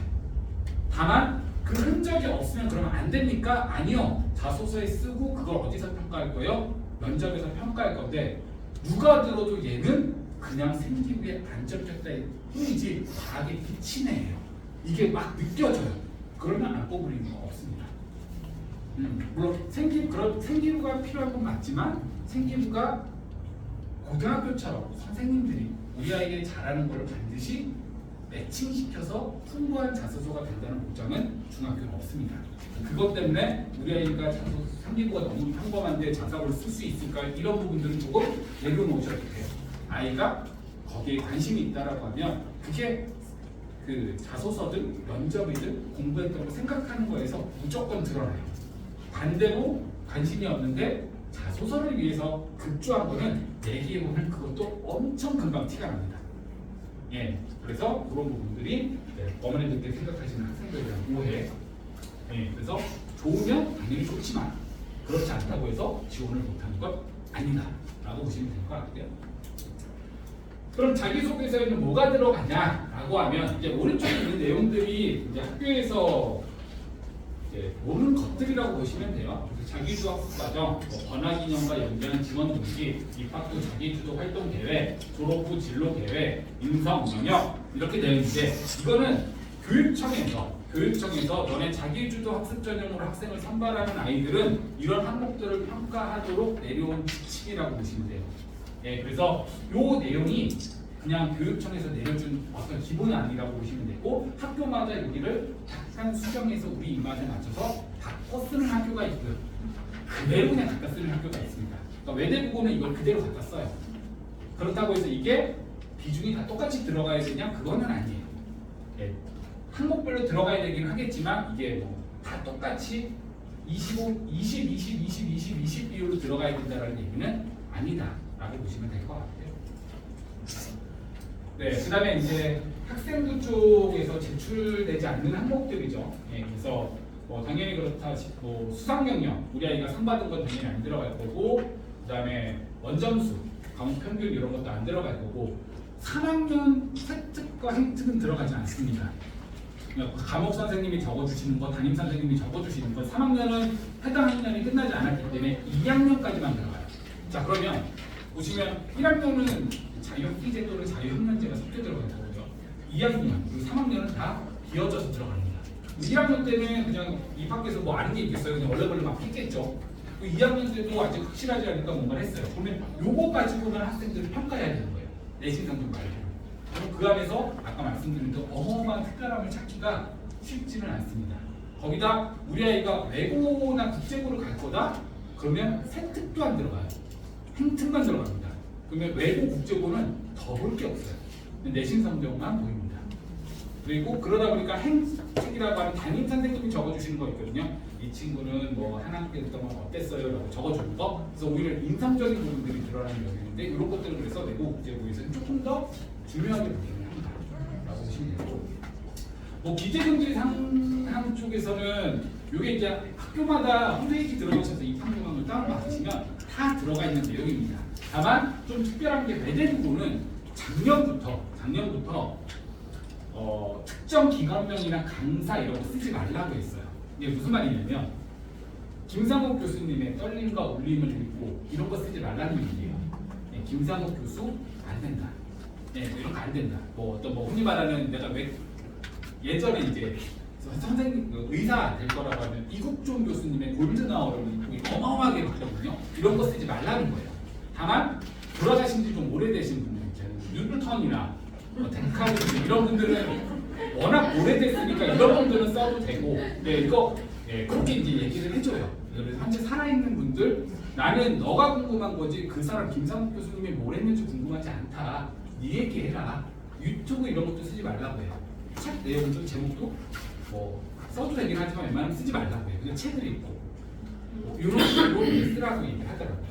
그런 책 제목이나 인물이 들어가면 그거에 대한 내용들을 설명할 거고, 그거는 그 사람 내용이 네 얘기가 아니기 때문에 그런 것들을 웬만하면 쓰지 마라. 그러니까 웬만하면 쓰지 마라가 아니라 쓰지 마세요라고 얘기했습니다. 네.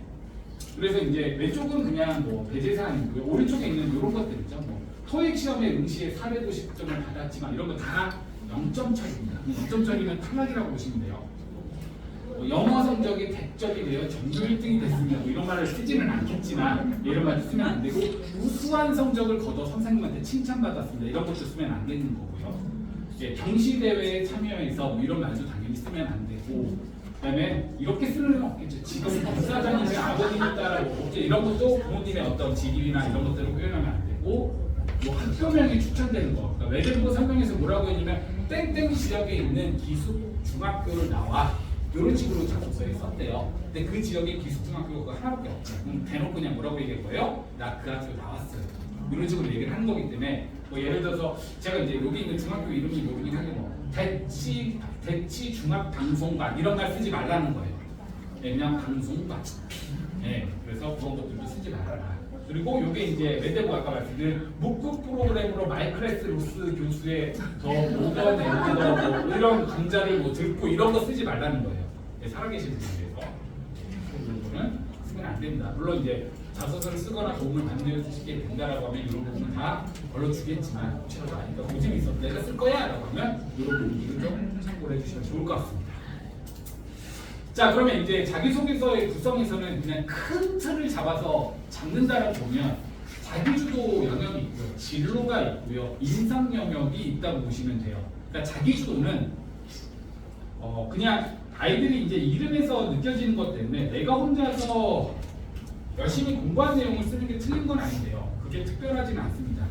무슨 말이냐면 내가 수학 공부를 하면서 나의 수학 성취도를 높이기 위해 오답 노트를 끊임없이 작성을 했고, 영어 단어 암기를 위해 단어 암기장을 만들어 이런 식으로 뭔가 열심히 공부하는 거 쓰는 게 잘못된 건 아니지만요.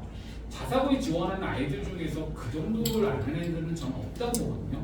그러면 특별하지가 않아요. 특별하지가 않으면 안 뽑히겠죠. 그래서 자기주도 학습 영역은 그냥 뭔가 내가 평소에 궁금했던 것들, 저는 그냥 심플하게 이렇게 약간 또라이 같은 생각을 해요. 네, 그런 생각을 가지고 이게 맞나? 저게 맞나? 하면서 거기 안에서 나올 수 있는 활동들을 하나씩 찾아야 된다라고 얘기를 하고, 그런 소재들은 하나, 두 개가 아니라 많으면 많을수록 좋아요. 당연한 건 얘기는 하겠지만, 왜냐면 이건 내가 정말로 기가 막히다고 했는데 글을 쓰다 보니까 생각보다 자기소개서하고 좀 안 어울려요. 얘를 버려야 되는데 나는 지금까지 한 게 이게 하나밖에 없어요. 이걸 버려야 돼요. 그럼 이제부터 뭔가를 해야 되기 때문에 그건 안 돼요. 그렇기 때문에 깊이 있게 뭔가를 하나 완성하고가 아니라 그냥 발을 담궈 놓는 거죠. 여기도 여기가 발목까지, 요거는 무릎까지, 발목까지, 무릎까지. 차라리 이런 식으로 약간 다양하게 있고, 나중에 자소서 쓸 때 요 괜찮았어, 그 다음 확장, 아니면 버려.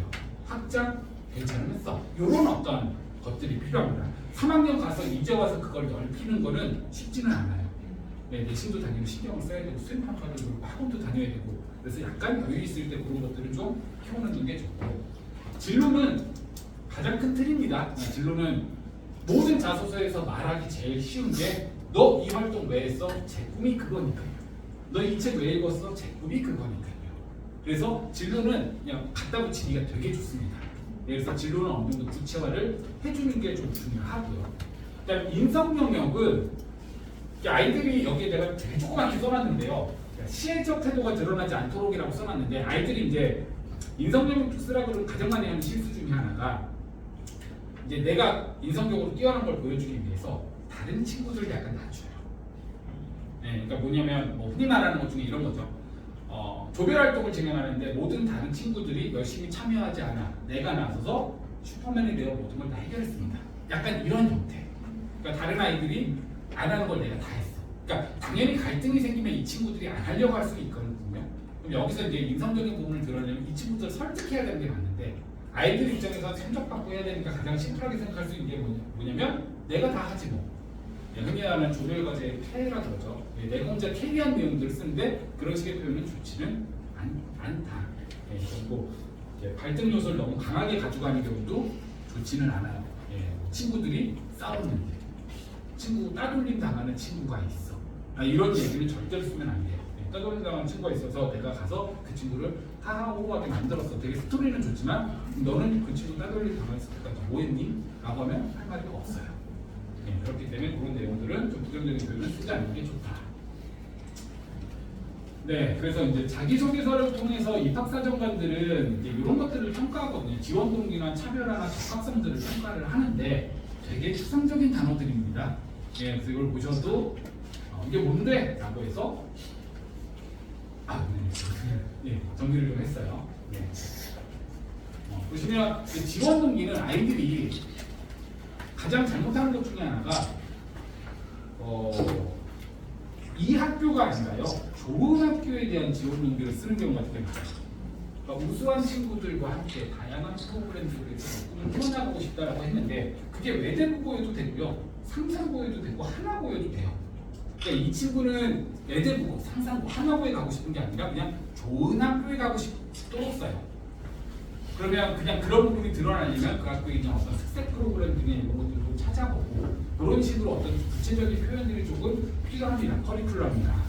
그 다음에 적합성은 생각보다 학교 측에서는 공부 잘하는 아이들을 선발하고 싶기는 하지만 공부만 잘하는 아이들은 별로 원하지 않거든요. 왜냐면 아까 전에 말씀드렸다시피 자사고는 학생들을 교과 전형으로 보내는 게 아니라 종합 전형으로 보내요.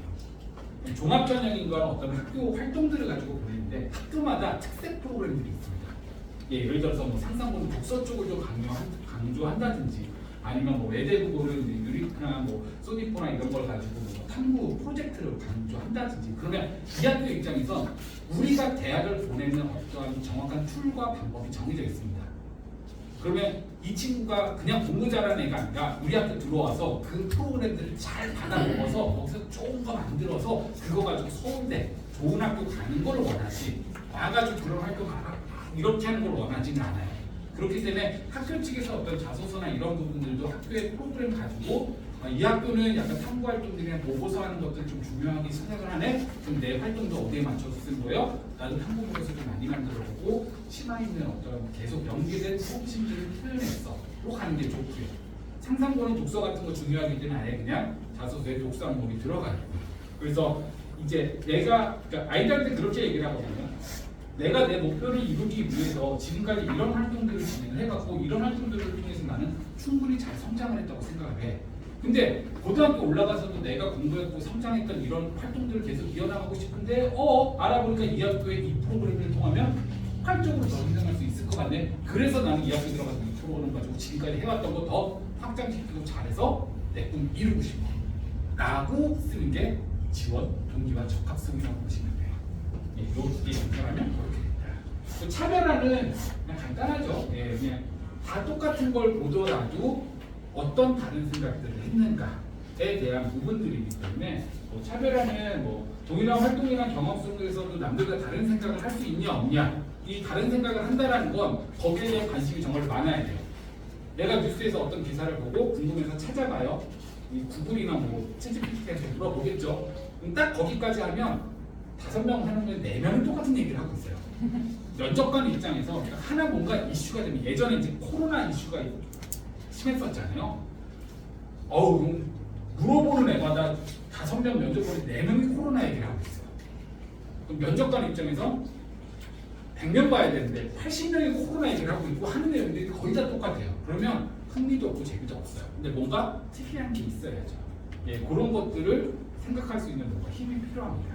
근데 그거는 관심도의 일부라고 생각을 해요. 그래서 제가 뒤에서 좀 보여드리도록 할 거고, 면접은 뭐 자기소개서 기반으로 얘기 잘하면 됩니다. 그래서 자기소개서 정말로 쓴 건지 안 쓴 건지를 평가하는 요소라고 보시면 될 것 같습니다. 예, 이제 자기소개서는 잘 쓴 자기소개서는 누가 봐도 잘 쓴 거기 때문에 사실 그걸 말씀드릴 필요는 없을 것 같고, 잘못 쓴 것 중에서는 뭐 내용들이 약간 반복이 되긴 하는데요. 뭐 현란한 미사여구, 모호, 문학마다 같은 내용, 뭐 이런 내용들이거든요. 이게 뭐냐면, 그러니까 뭔가 없어요. 내가 한 게 뭔가 없어서 로봇공학자가 만약에 꿈이면 로봇공학자를 목표로 하고 있는 나에게 있어서 다양한 로봇공학자의 자질을 키우기 위해 A학교에 진학하여 깊이 있는 탐구와 심화 학습을 통하여 로봇공학자가 가져야 될 자질들을 다양하게 키워나가고 싶습니다. 자, 이렇게 얘기는 누구나 할 수 있죠. 로봇공학자가 아니라 그냥 로봇공학자 싹 빼고요, 생물학자를 넣어도 되고요, 싹 빼고요, 법학자를 넣어도 다 되는 말이에요. 왜냐면 다 추상적이죠. 그러면 그래서 너 로봇공학자가 될 거면 하드웨어야, 소프트웨어야 에서부터 출발을 하고, 그럼 그 중에서도 흔히 말하는 더 디테일한 부분 쪽으로 들어갈 수 있어야 되거든요. 로봇공학자라는 꿈 가지고서 당연히 애들이 처음 출발은 다 똑같을 건데, 내가 관심도를 어디에 갖고 있냐에 따라서 세 분야가 들어가질 거고요. 그 세 분야를 최대한 많이 가져가야지 옆에 있는 로봇공학자 친구와 나와 얘기하는 게 아예 달라질 수 있거든요. 예, 그런 부분들이 조금 필요합니다. 그래서 구체적인 내용들을 항상 언급하려고 노력을 해야 되고요. 그다음에 뭐 요거는 이제 부모님들께서 보시면, 자소서 쓴 걸 보시면 되게 답답하실 거예요. 이걸 이렇게 써도 되나? 그래서 이제 도와주시죠. 여러분 자소서를 첨삭하다 보면 갑자기 두 번째 문단부터 애가 뭔가 달라졌어요. 처음에는 뭐뭐 했습니다. 두 번째 뭐뭐 했다. 세 번째 문제는 뭐뭐 했습니다. 그리고 뭔가 문체가 막 바뀌고 되게 티가 많이 나거든요. 근데 어머니께서 보시면 이게 문장도 좀 이상한 것 같고 그래서 도와주시기는 하는데 그게 티가 생각보다 되게 많이 나요. 보는 입장에서. 그래서 저는 저희도 이제 아이들한테 쓰라고 할 때 항상 선생님이 첨삭한 내용 보고 오른쪽에다가 컨트롤 C, 컨트롤 V가 아니라 소리 내서 읽으면서 치라고 하거든요. 그러니까 이상한 문장들이 있어요. 흔히 말하는 비서인데 흔히 말하는 쪼라는 게 있잖아요. 예, 저도 이제 제가 많이 쓰는 말이 있고 저분도 그런 어떤 쪼가 있기 때문에 이 친구가 입에 안 묻는 내용들이 있을 거거든요. 예, 그래서 문장이 조금 투박하거나 거칠거나 아니면 약간 문법적으로 어긋나 있어도 크게 뭐 비속어가 들어가거나 비문이 많이 포함되지 않으면 그냥 그런 것들을 가지고 면접관이 크게 뭐라고 하진 않습니다. 약간 그렇게 써도 상관이 없어요. 그래서 답답하셔도 좀 아이를 믿고 맡겨주시면 좋을 것 같습니다. 네, 그 다음에 이거는 이제 학생부와 대조하여 사실관계가 맞지 않은, 아까 말씀드렸죠. 과학 좋아한다고 했는데 과학 활동이 하나도 없네. 이렇게 생각할 수 있다. 자, 그럼 이제 좀 세부적인 항목들로 한 개 빠르게 한번 얘기를 해볼게요. 자, 진로는 내가 꿈을 이루기 위해서 이런 것들을 했어요는 자기주도 학습 영역과 연결될 수 있고요. 그래서 내가 그 꿈을 이루기 위해서 앞으로 이런 것들을 할 거예요는 뭐 입학과 학업계획이든 미래계획 쪽에도 될 수가 있겠죠. 그래서 아까 말씀드렸다시피 진로는 모든 것들을 연결시킬 수 있는 가장 중심적인 영역이 허브 역할이 될 거기 때문에 이 진로 부분은 조금 구체화시킬 필요는 있어요. 언제? 자소서를 쓰기 전까지 또는 활동을 하기 전까지 하면서 좀 그런 것들을 생각을 해야 되는데, 자, 그럼 어머님께서 우리 아이는 꿈이 없는데요. 애들도 정말로 많이 얘기를 하거든요. 저 꿈이 없는데, 그렇죠? 근데 이게 정말로 3학년 1학기 때까지 꿈이 명확하지 않은 아이들이 있어요. 네, 근데 뭐 그러면 안 되겠지만 꿈을 만들 수는 있잖아요. 근데 꿈을 어떻게 만들어야 되냐면 제가 이제 예시를 좀 갖고 오기는 했는데, 읽어드릴게요. 혁신적 아이디어와 기술 발굴로 세상에 기여하는 CEO라는 목표가 있어요. 아주 거창하죠. 이런 목표가 있고, 그래서 그 목표에 따라서 이 CEO가 필요한 어떤 능력들을 제가 이미지로 그냥 적어 놓은 거예요. 이뭐 실제로 이렇다는 게 아니라 그럼 오른쪽은 아이가 한 활동들을 거기에 맞춰서 강제로 그냥 분류해야 된다고 보시면 돼요. 그러면 우리가 생각할 때는 저희가 생각할 때는 내가 이런 목표가 있고 이런 역량들을 키우기 위해서 이런 것들을 해야 되겠다고 생각하겠지만 그런 아이들은 거의 없습니다. 없어요. 그러면 어디서부터 가야 되면 오른쪽부터 가셔도 상관없어요. 내가 하는 활동들을 여기저기 아까 제가 말했던 발목까지 잡고 무릎까지 잡고 막 해서 쭉 나열을 해요. 그럼 그 중에서 뭔가 연결고리 있는 것들이 있겠죠. 예, 연결고리 있는 것들은 그냥 묶어도 상관없고요. 만약에 내가 이거 하나 활동 중에서 제일 칭찬하고 싶은 게 이거예요. 뭐 예를 들어 스타벅스 비즈니스 모델 분석 후, 뭐 카본주 증가 현상을 주목하고, 뭐 수익 창출 모델을 설계했고, 이게 그냥 제 자신 있게 얘기할 수 있는 거예요.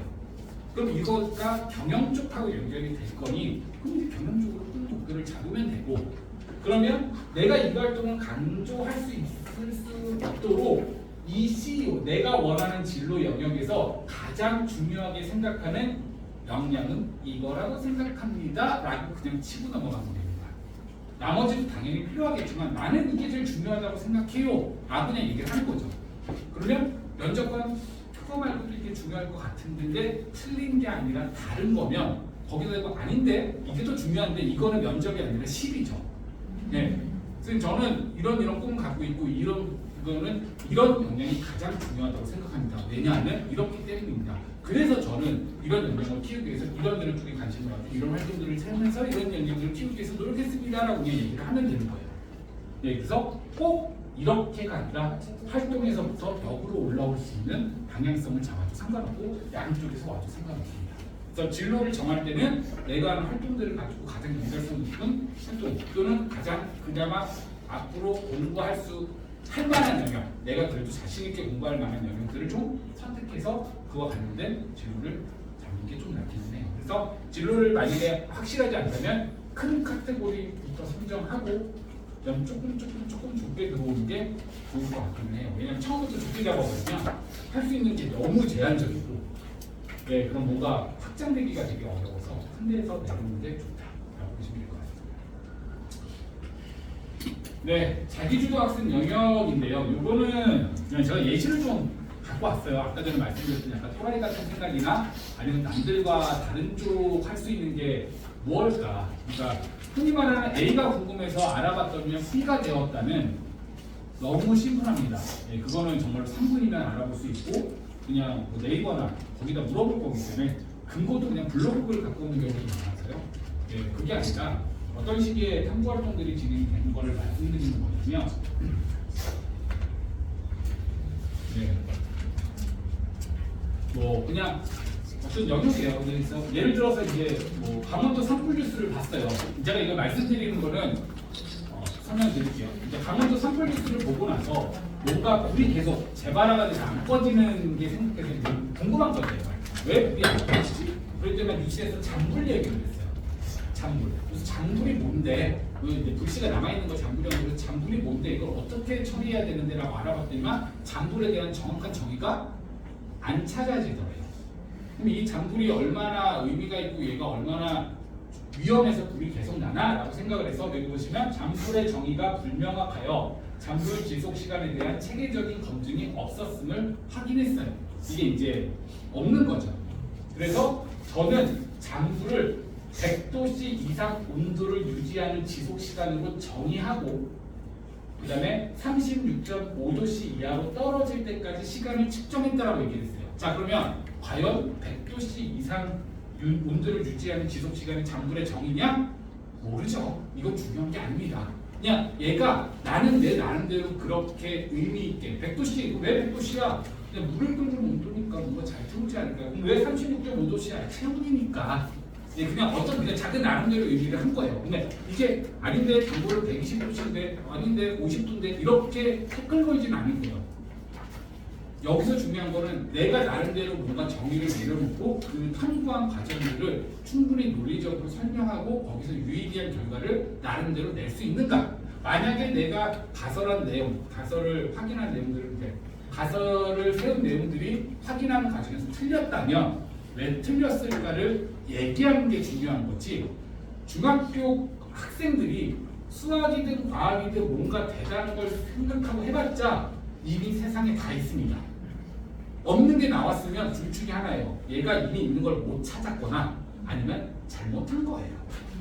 어차피 다 나와 있는 겁니다. 그러면 이걸 가지고서 뭔가 유의미한 걸 낸다라는 건 크게 의미는 없어요. 그냥 말씀드리면 인터넷 찾아보면 이상적인 실험 데이터가 다 있습니다. 그거 그냥 보고서는 긁으면은 이거 비슷한 활동들 내용 애들은 다 그쪽으로 그냥 복붙 형태가 될 거예요. 그래서 나름대로 찾아볼 게 아니라 이런 식으로 잡아서 진행할 수 있는 거, 이런 것들이 중요하다라고 보시면 될 것 같고요. 네, 그래서 뭐 요것도 이제 실제 합격생 예시기는 한데요. 뭐 대단한 건 아니고요. 왼쪽에 있는 친구도 수학 인문으로 수를 읽다를 읽고 오른쪽에 있는 애도 어딨지? 수학 인문으로 수를 읽다 똑같은 책을 읽었어요. 똑같은 책을 읽었는데 왼쪽에 있는 친구는 이제 뭐 경제적 불평등 쪽으로 접근을 한 거고요. 그 책에 있는 내용 가지고 오른쪽에 있는 친구는 사이클로이드, 그러니까 왼쪽 문과고요. 이과입니다. 그러니까 같은 책을 읽더라도 이제 자기가 관심 있는 게 뭐냐에 따라서 보는 게 아예 달라져요. 보는 게 달라지겠죠. 그래서 왼쪽에 있는 친구는 이제 흔히 말하는 경제적 불평등과 수학을 연계, 그러니까 흔히 말하는 융합적인 내용들이죠. 그러니까 수학이라고 하는 부분하고 경제 쪽을 연결시켜서 내 나름대로 분석을 하고 그 분석이 맞고 틀리는 건 별로 중요하지 않습니다. 그 탐구하는 과정이 충분히 유의미하고 논리적인가가 중요한 거고, 오른쪽에 있는 친구도 뭐 최단 강화 복사 막 얘기를 해놓고서 실제 사례를 가지고 목조 건물인 우리나라 전통과학에서 이제 요 처마 끝이 떨어지는 그 곡률이 이 최단 강화 복사하고 거의 일치하네. 저는 옛날에 우리 선조들은 뭔지 모르겠지만 수많은 저걸 통해서 했구나, 이게 수학적으로 확인할 수 있는 의미구나 정도를 얘기했다. 이렇게 보는 거고요. 네, 이것도 이제 뭐 피계정리 관련된 부분인데 이제 음식점 관련해서 이 친구는 이거예요.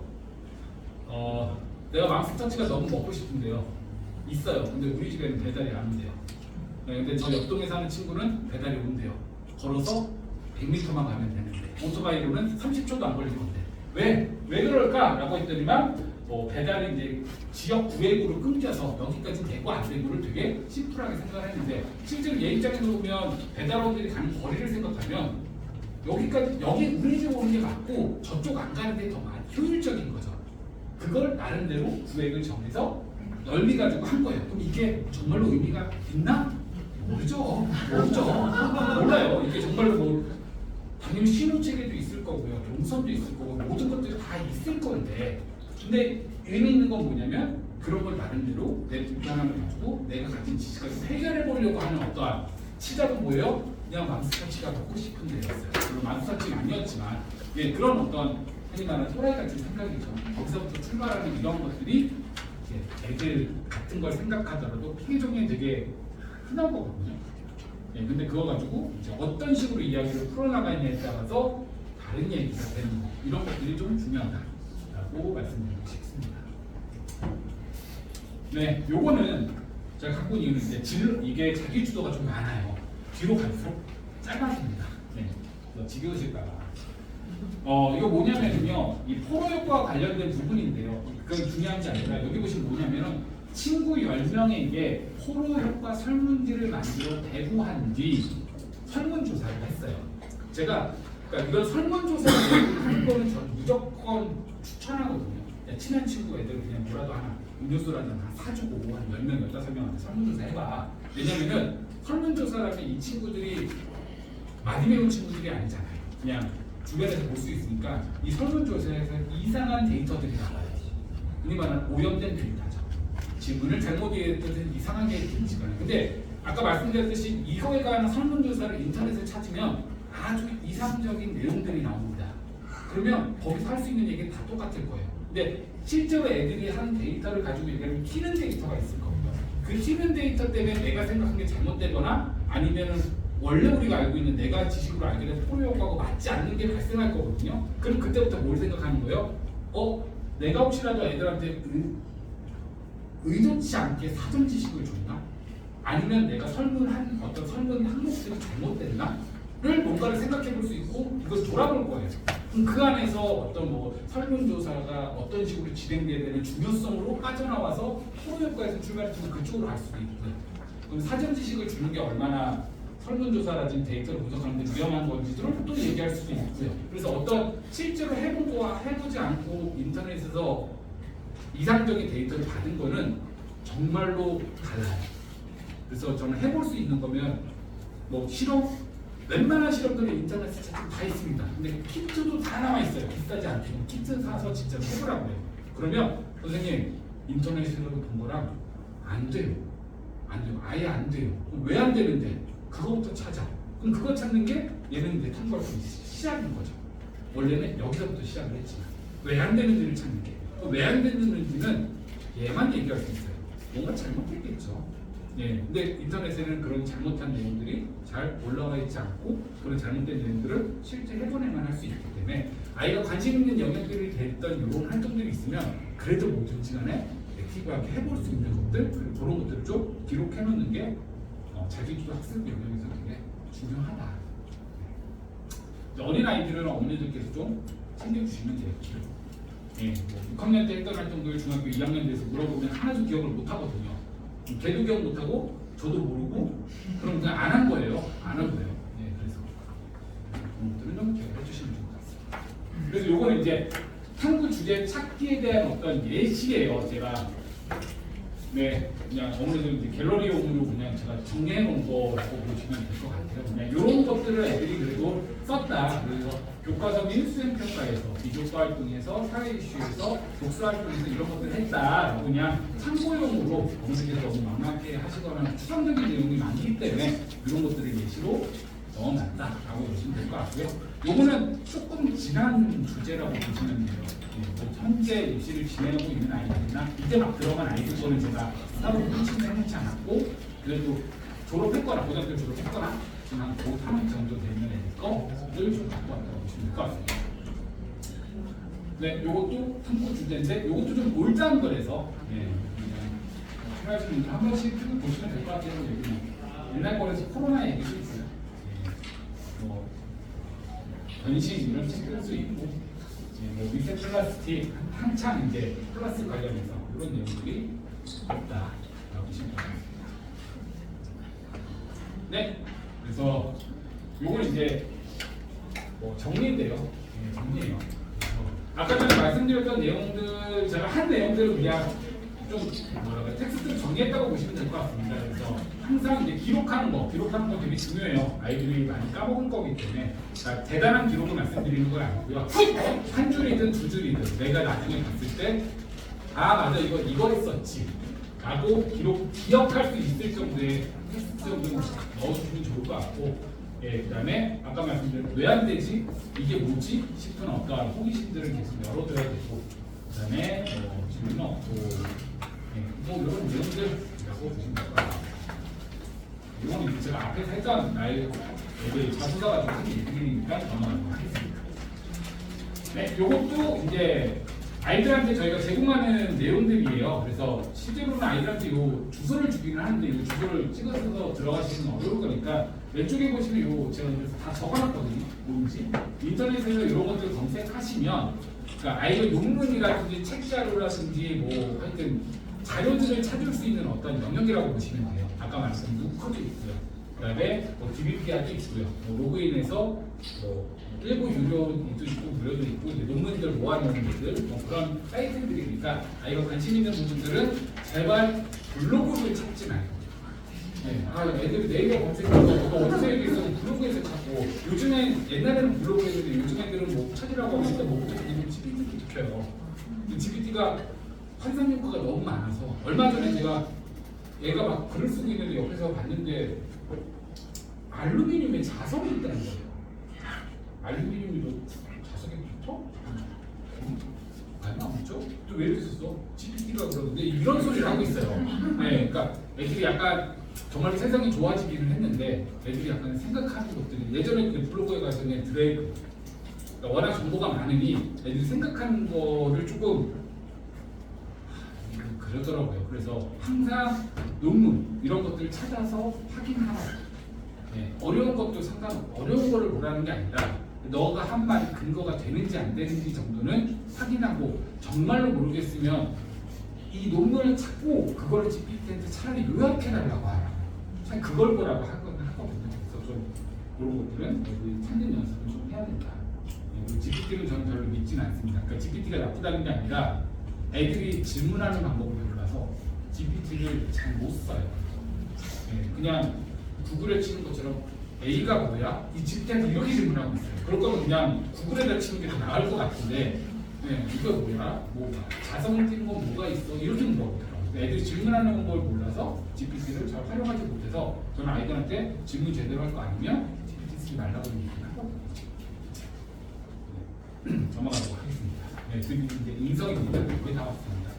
자, 인성은 뭐 이제 이런 어떤 활동들이 있기는 한데요. 아까 말씀드렸다시피 아이들이 사실 인성 영역으로 할 수 있는 활동들이 그렇게 다양하진 않습니다.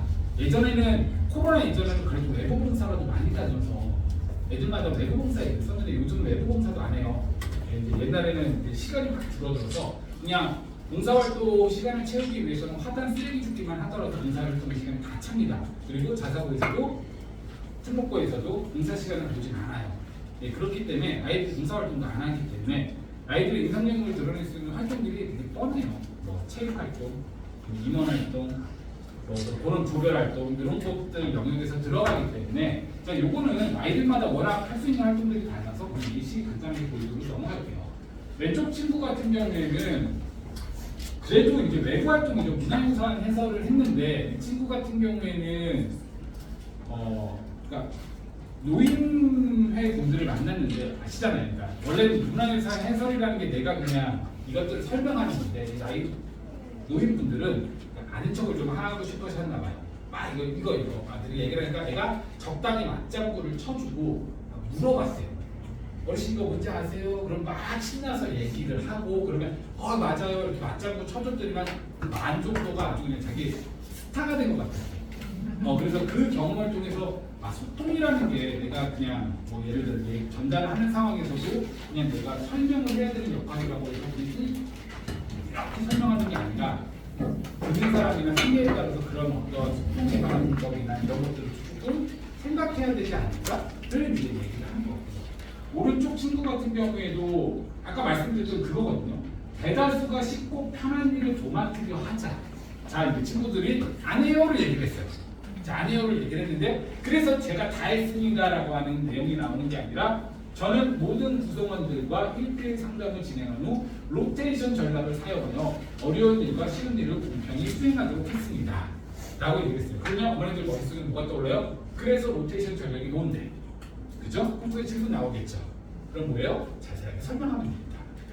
네, 그러니까 내가 다 해라는 게 아니라 나는 나름대로 공평하게 뭔가 하기 위해서 내가 한 게 아니라 친구들과 얘기했고 이런 방법들을 고안했고 그게 대단하지 않더라도 그 과정에서 친구들이 수긍했고 그걸 통해서 모두가 하하호호 할 수 있었습니다를 그래도 구체적으로 적응하고 만약에 어떤 갈등 상황들이 친구들이 안 했었다고 쓸 거라면 내가 했다가 아니라 내가 이런 노력을 해서 친구들이 참여할 수 있도록 만들었다로 끝내야 되는 게 같습니다.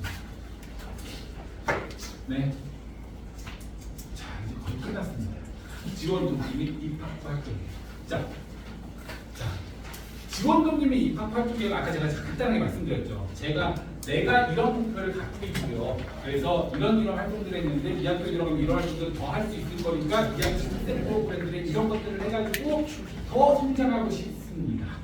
자, 제가 지금 보여드릴 거는 아주 이상적인 자소서예요. 이렇게 쓰라는 게 아니라 정말로 이상적으로 쓸 거면은 감당이 될 거면 이 정도까지 쓰면 된다를 보여드린 거예요. 외대국어 합격한 학생입니다. 네, 제가 이걸 얘기를 안 했는데 제가 한 내용들이 이거 보면 네.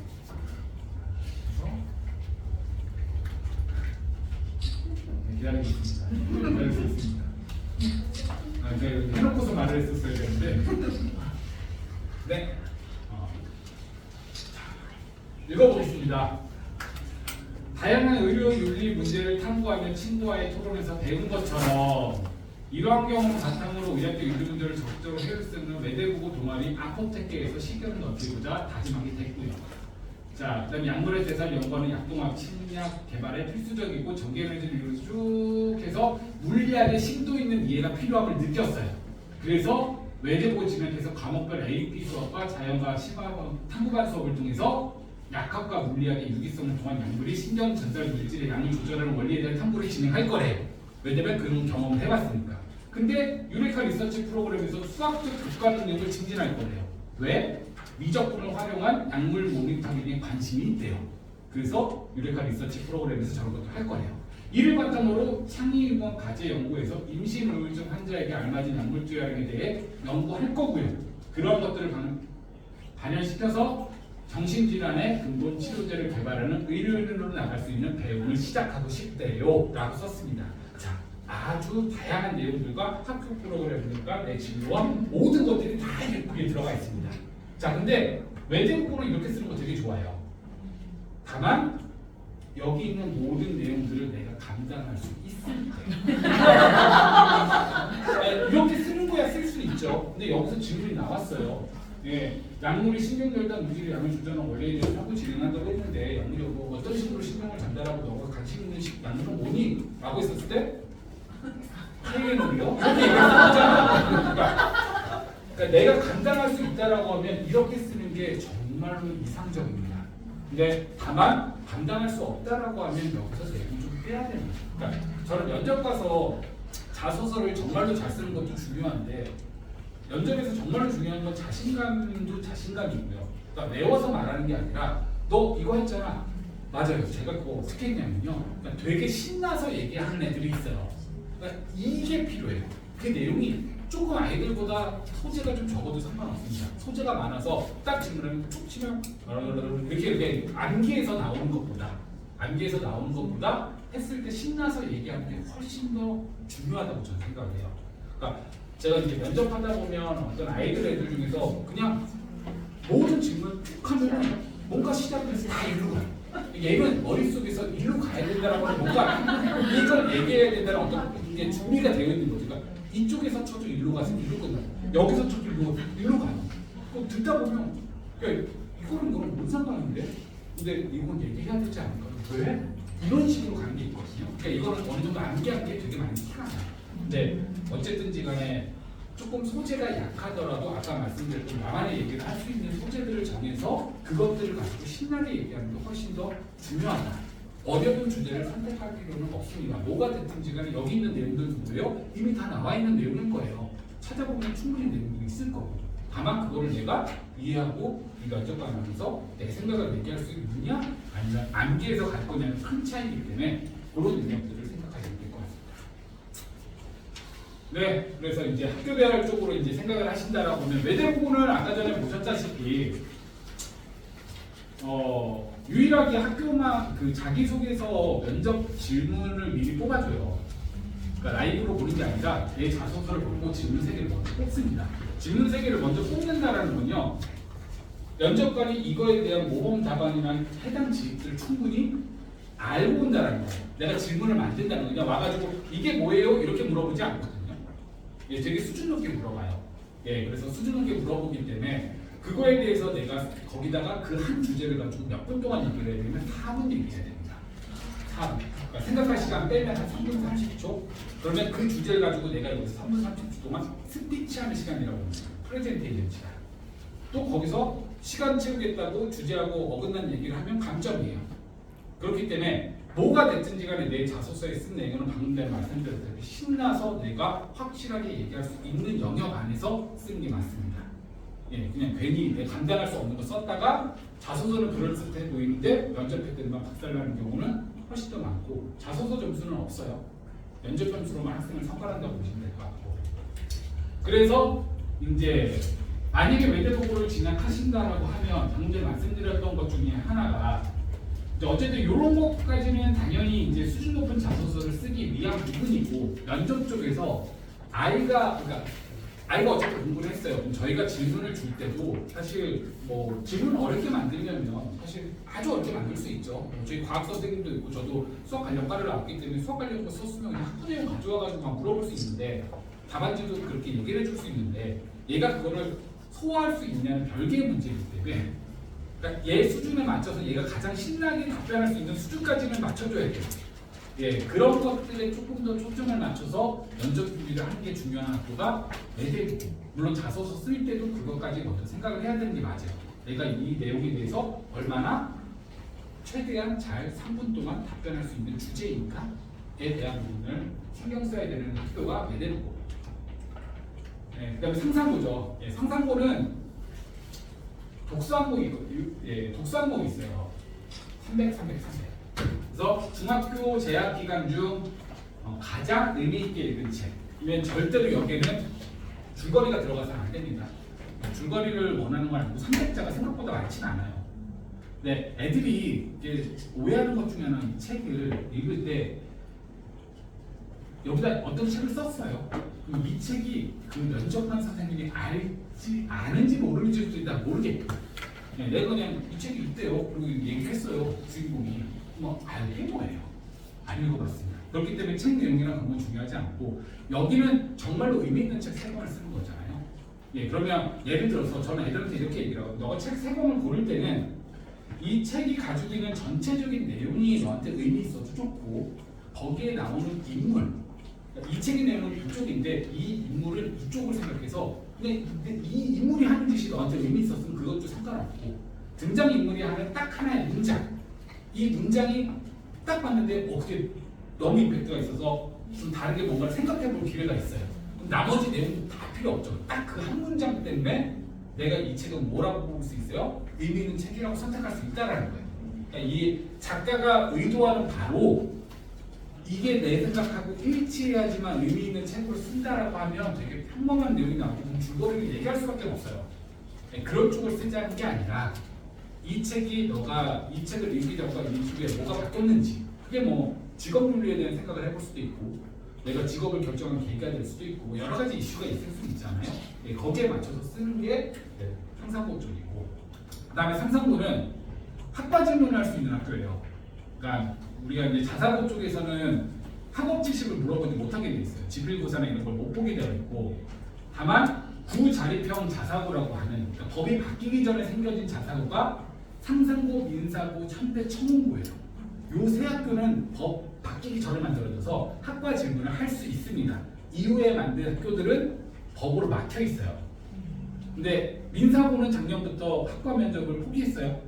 얘네는 원래 막 100분 정도 봤는데 그거 안 하기로 했고, 다만 질문은 할 수는 있다.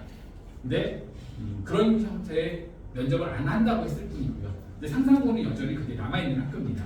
그래서 이런 식으로 창의융합 면접을 수학, 과학을 보고 인성 독서를 보고 이런 식의 어떤 면접들을 진행한다고 보시면 돼요. 그래서 창의융합 왼쪽은 뭐냐면 수학, 과학 문제 푸는 겁니다. 그냥 20분 동안 면접중실에 가서 문제 열심히 풀고요. 면접실에 들어가서 풀었죠? 대답 한번 해볼래요? 그럼 그 문제 설명해 주면 돼요. 그래서 꼬리 문제로 한 4문제 정도, 제시문이 되게 길게 나오고 한 4문제 정도가 나오고, 인성독서도 제시문이 2개 내지는 3개 되게 길게 나오고, 사회현상이나 이런 것들을 보면 생각을 묻는 형태의 질문이라고 보시면 될 것 같고요.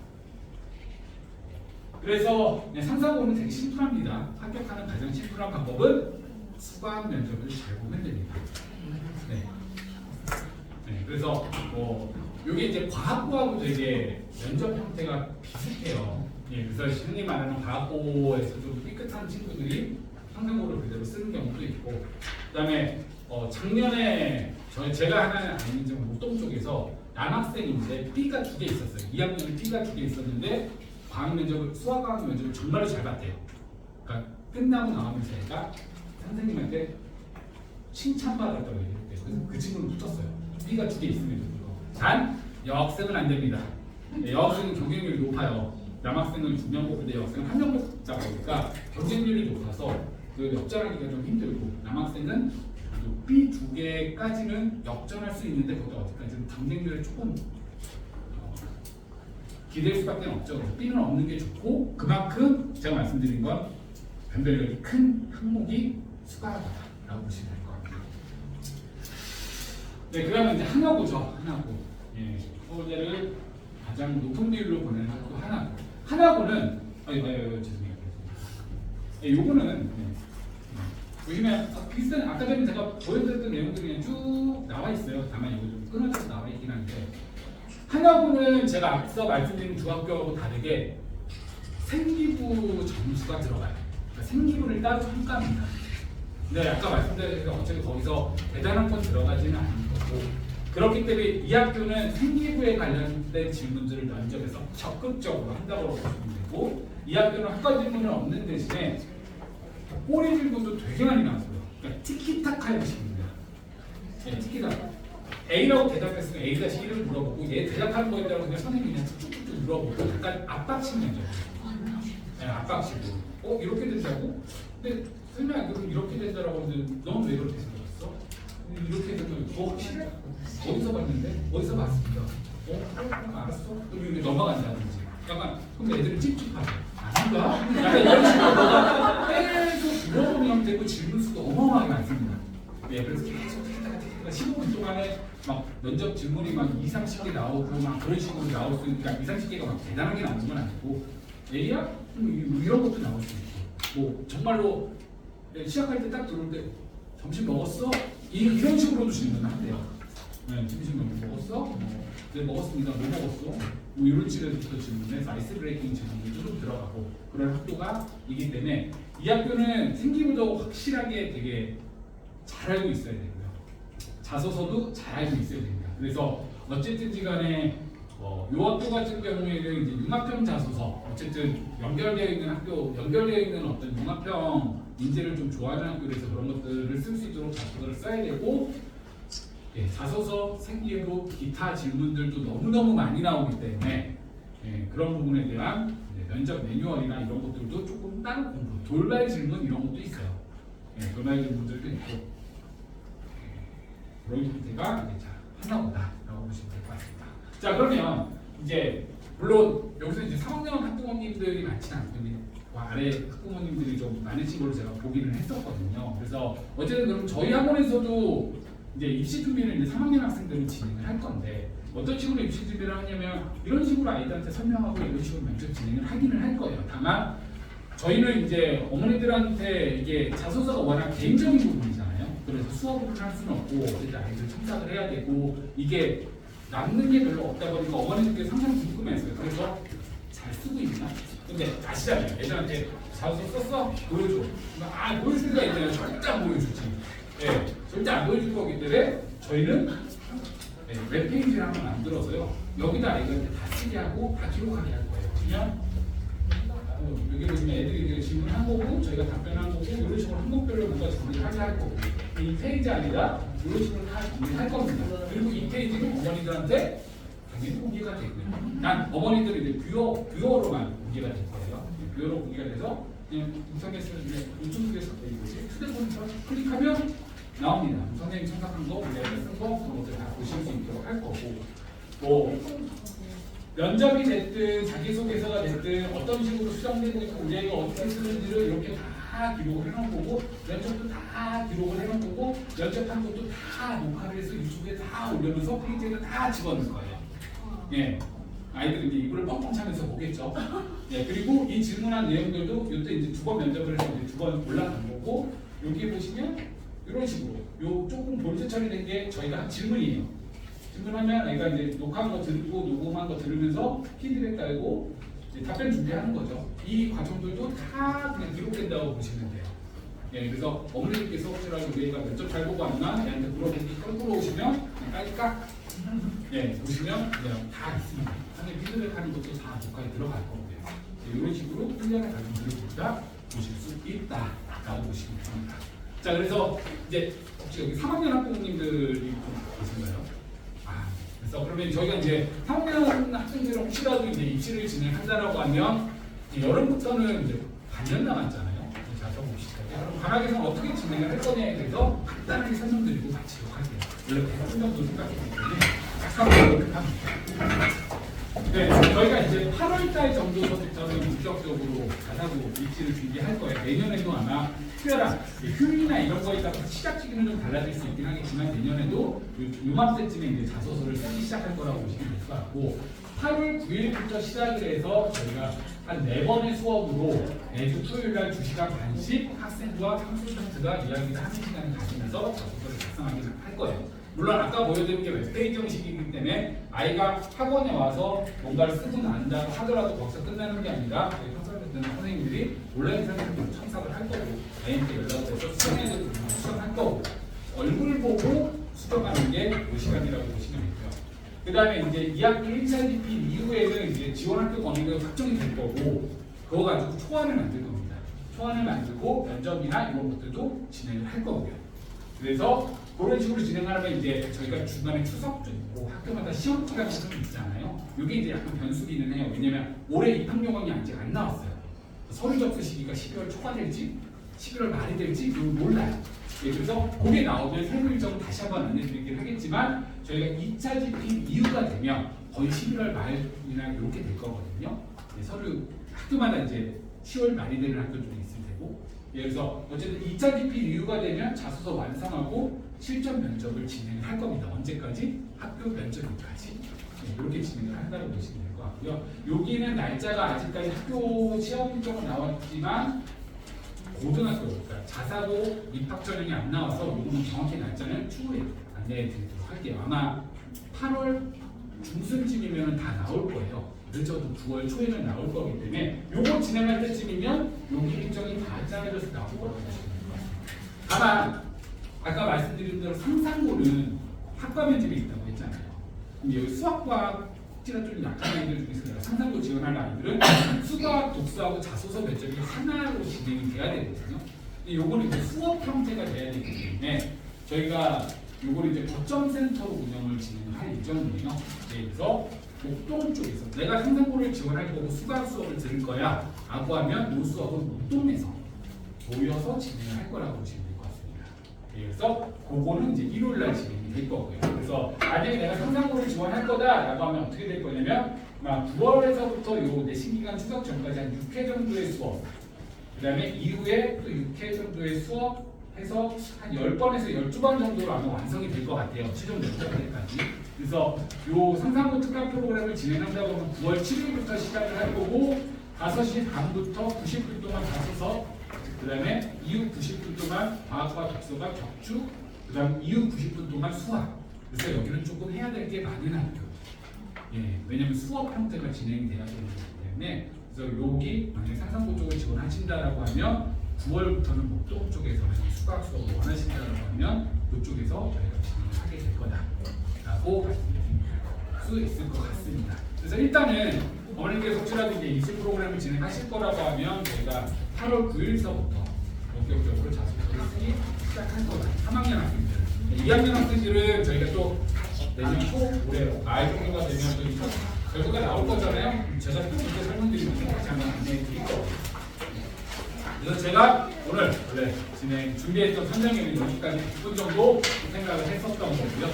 네, 그래서 아마 저희가 8월달에 또 대형 설명회 레슨링 하나 또 진행이 될 거예요. 그 이후에는 이제 아이들 자소서를 쓰고 하는 시기가 이제 어느 정도 진행이 될 거기 때문에 그때는 제가 다른 주제 가지고 다시 한번 설명회를 또 진행을 하도록 하겠습니다. 그때도 최대한 오늘과 겹치지 않도록 알찬 주제를 가지고 노력해 보도록 하겠습니다. 네, 이 시간에 감사합니다.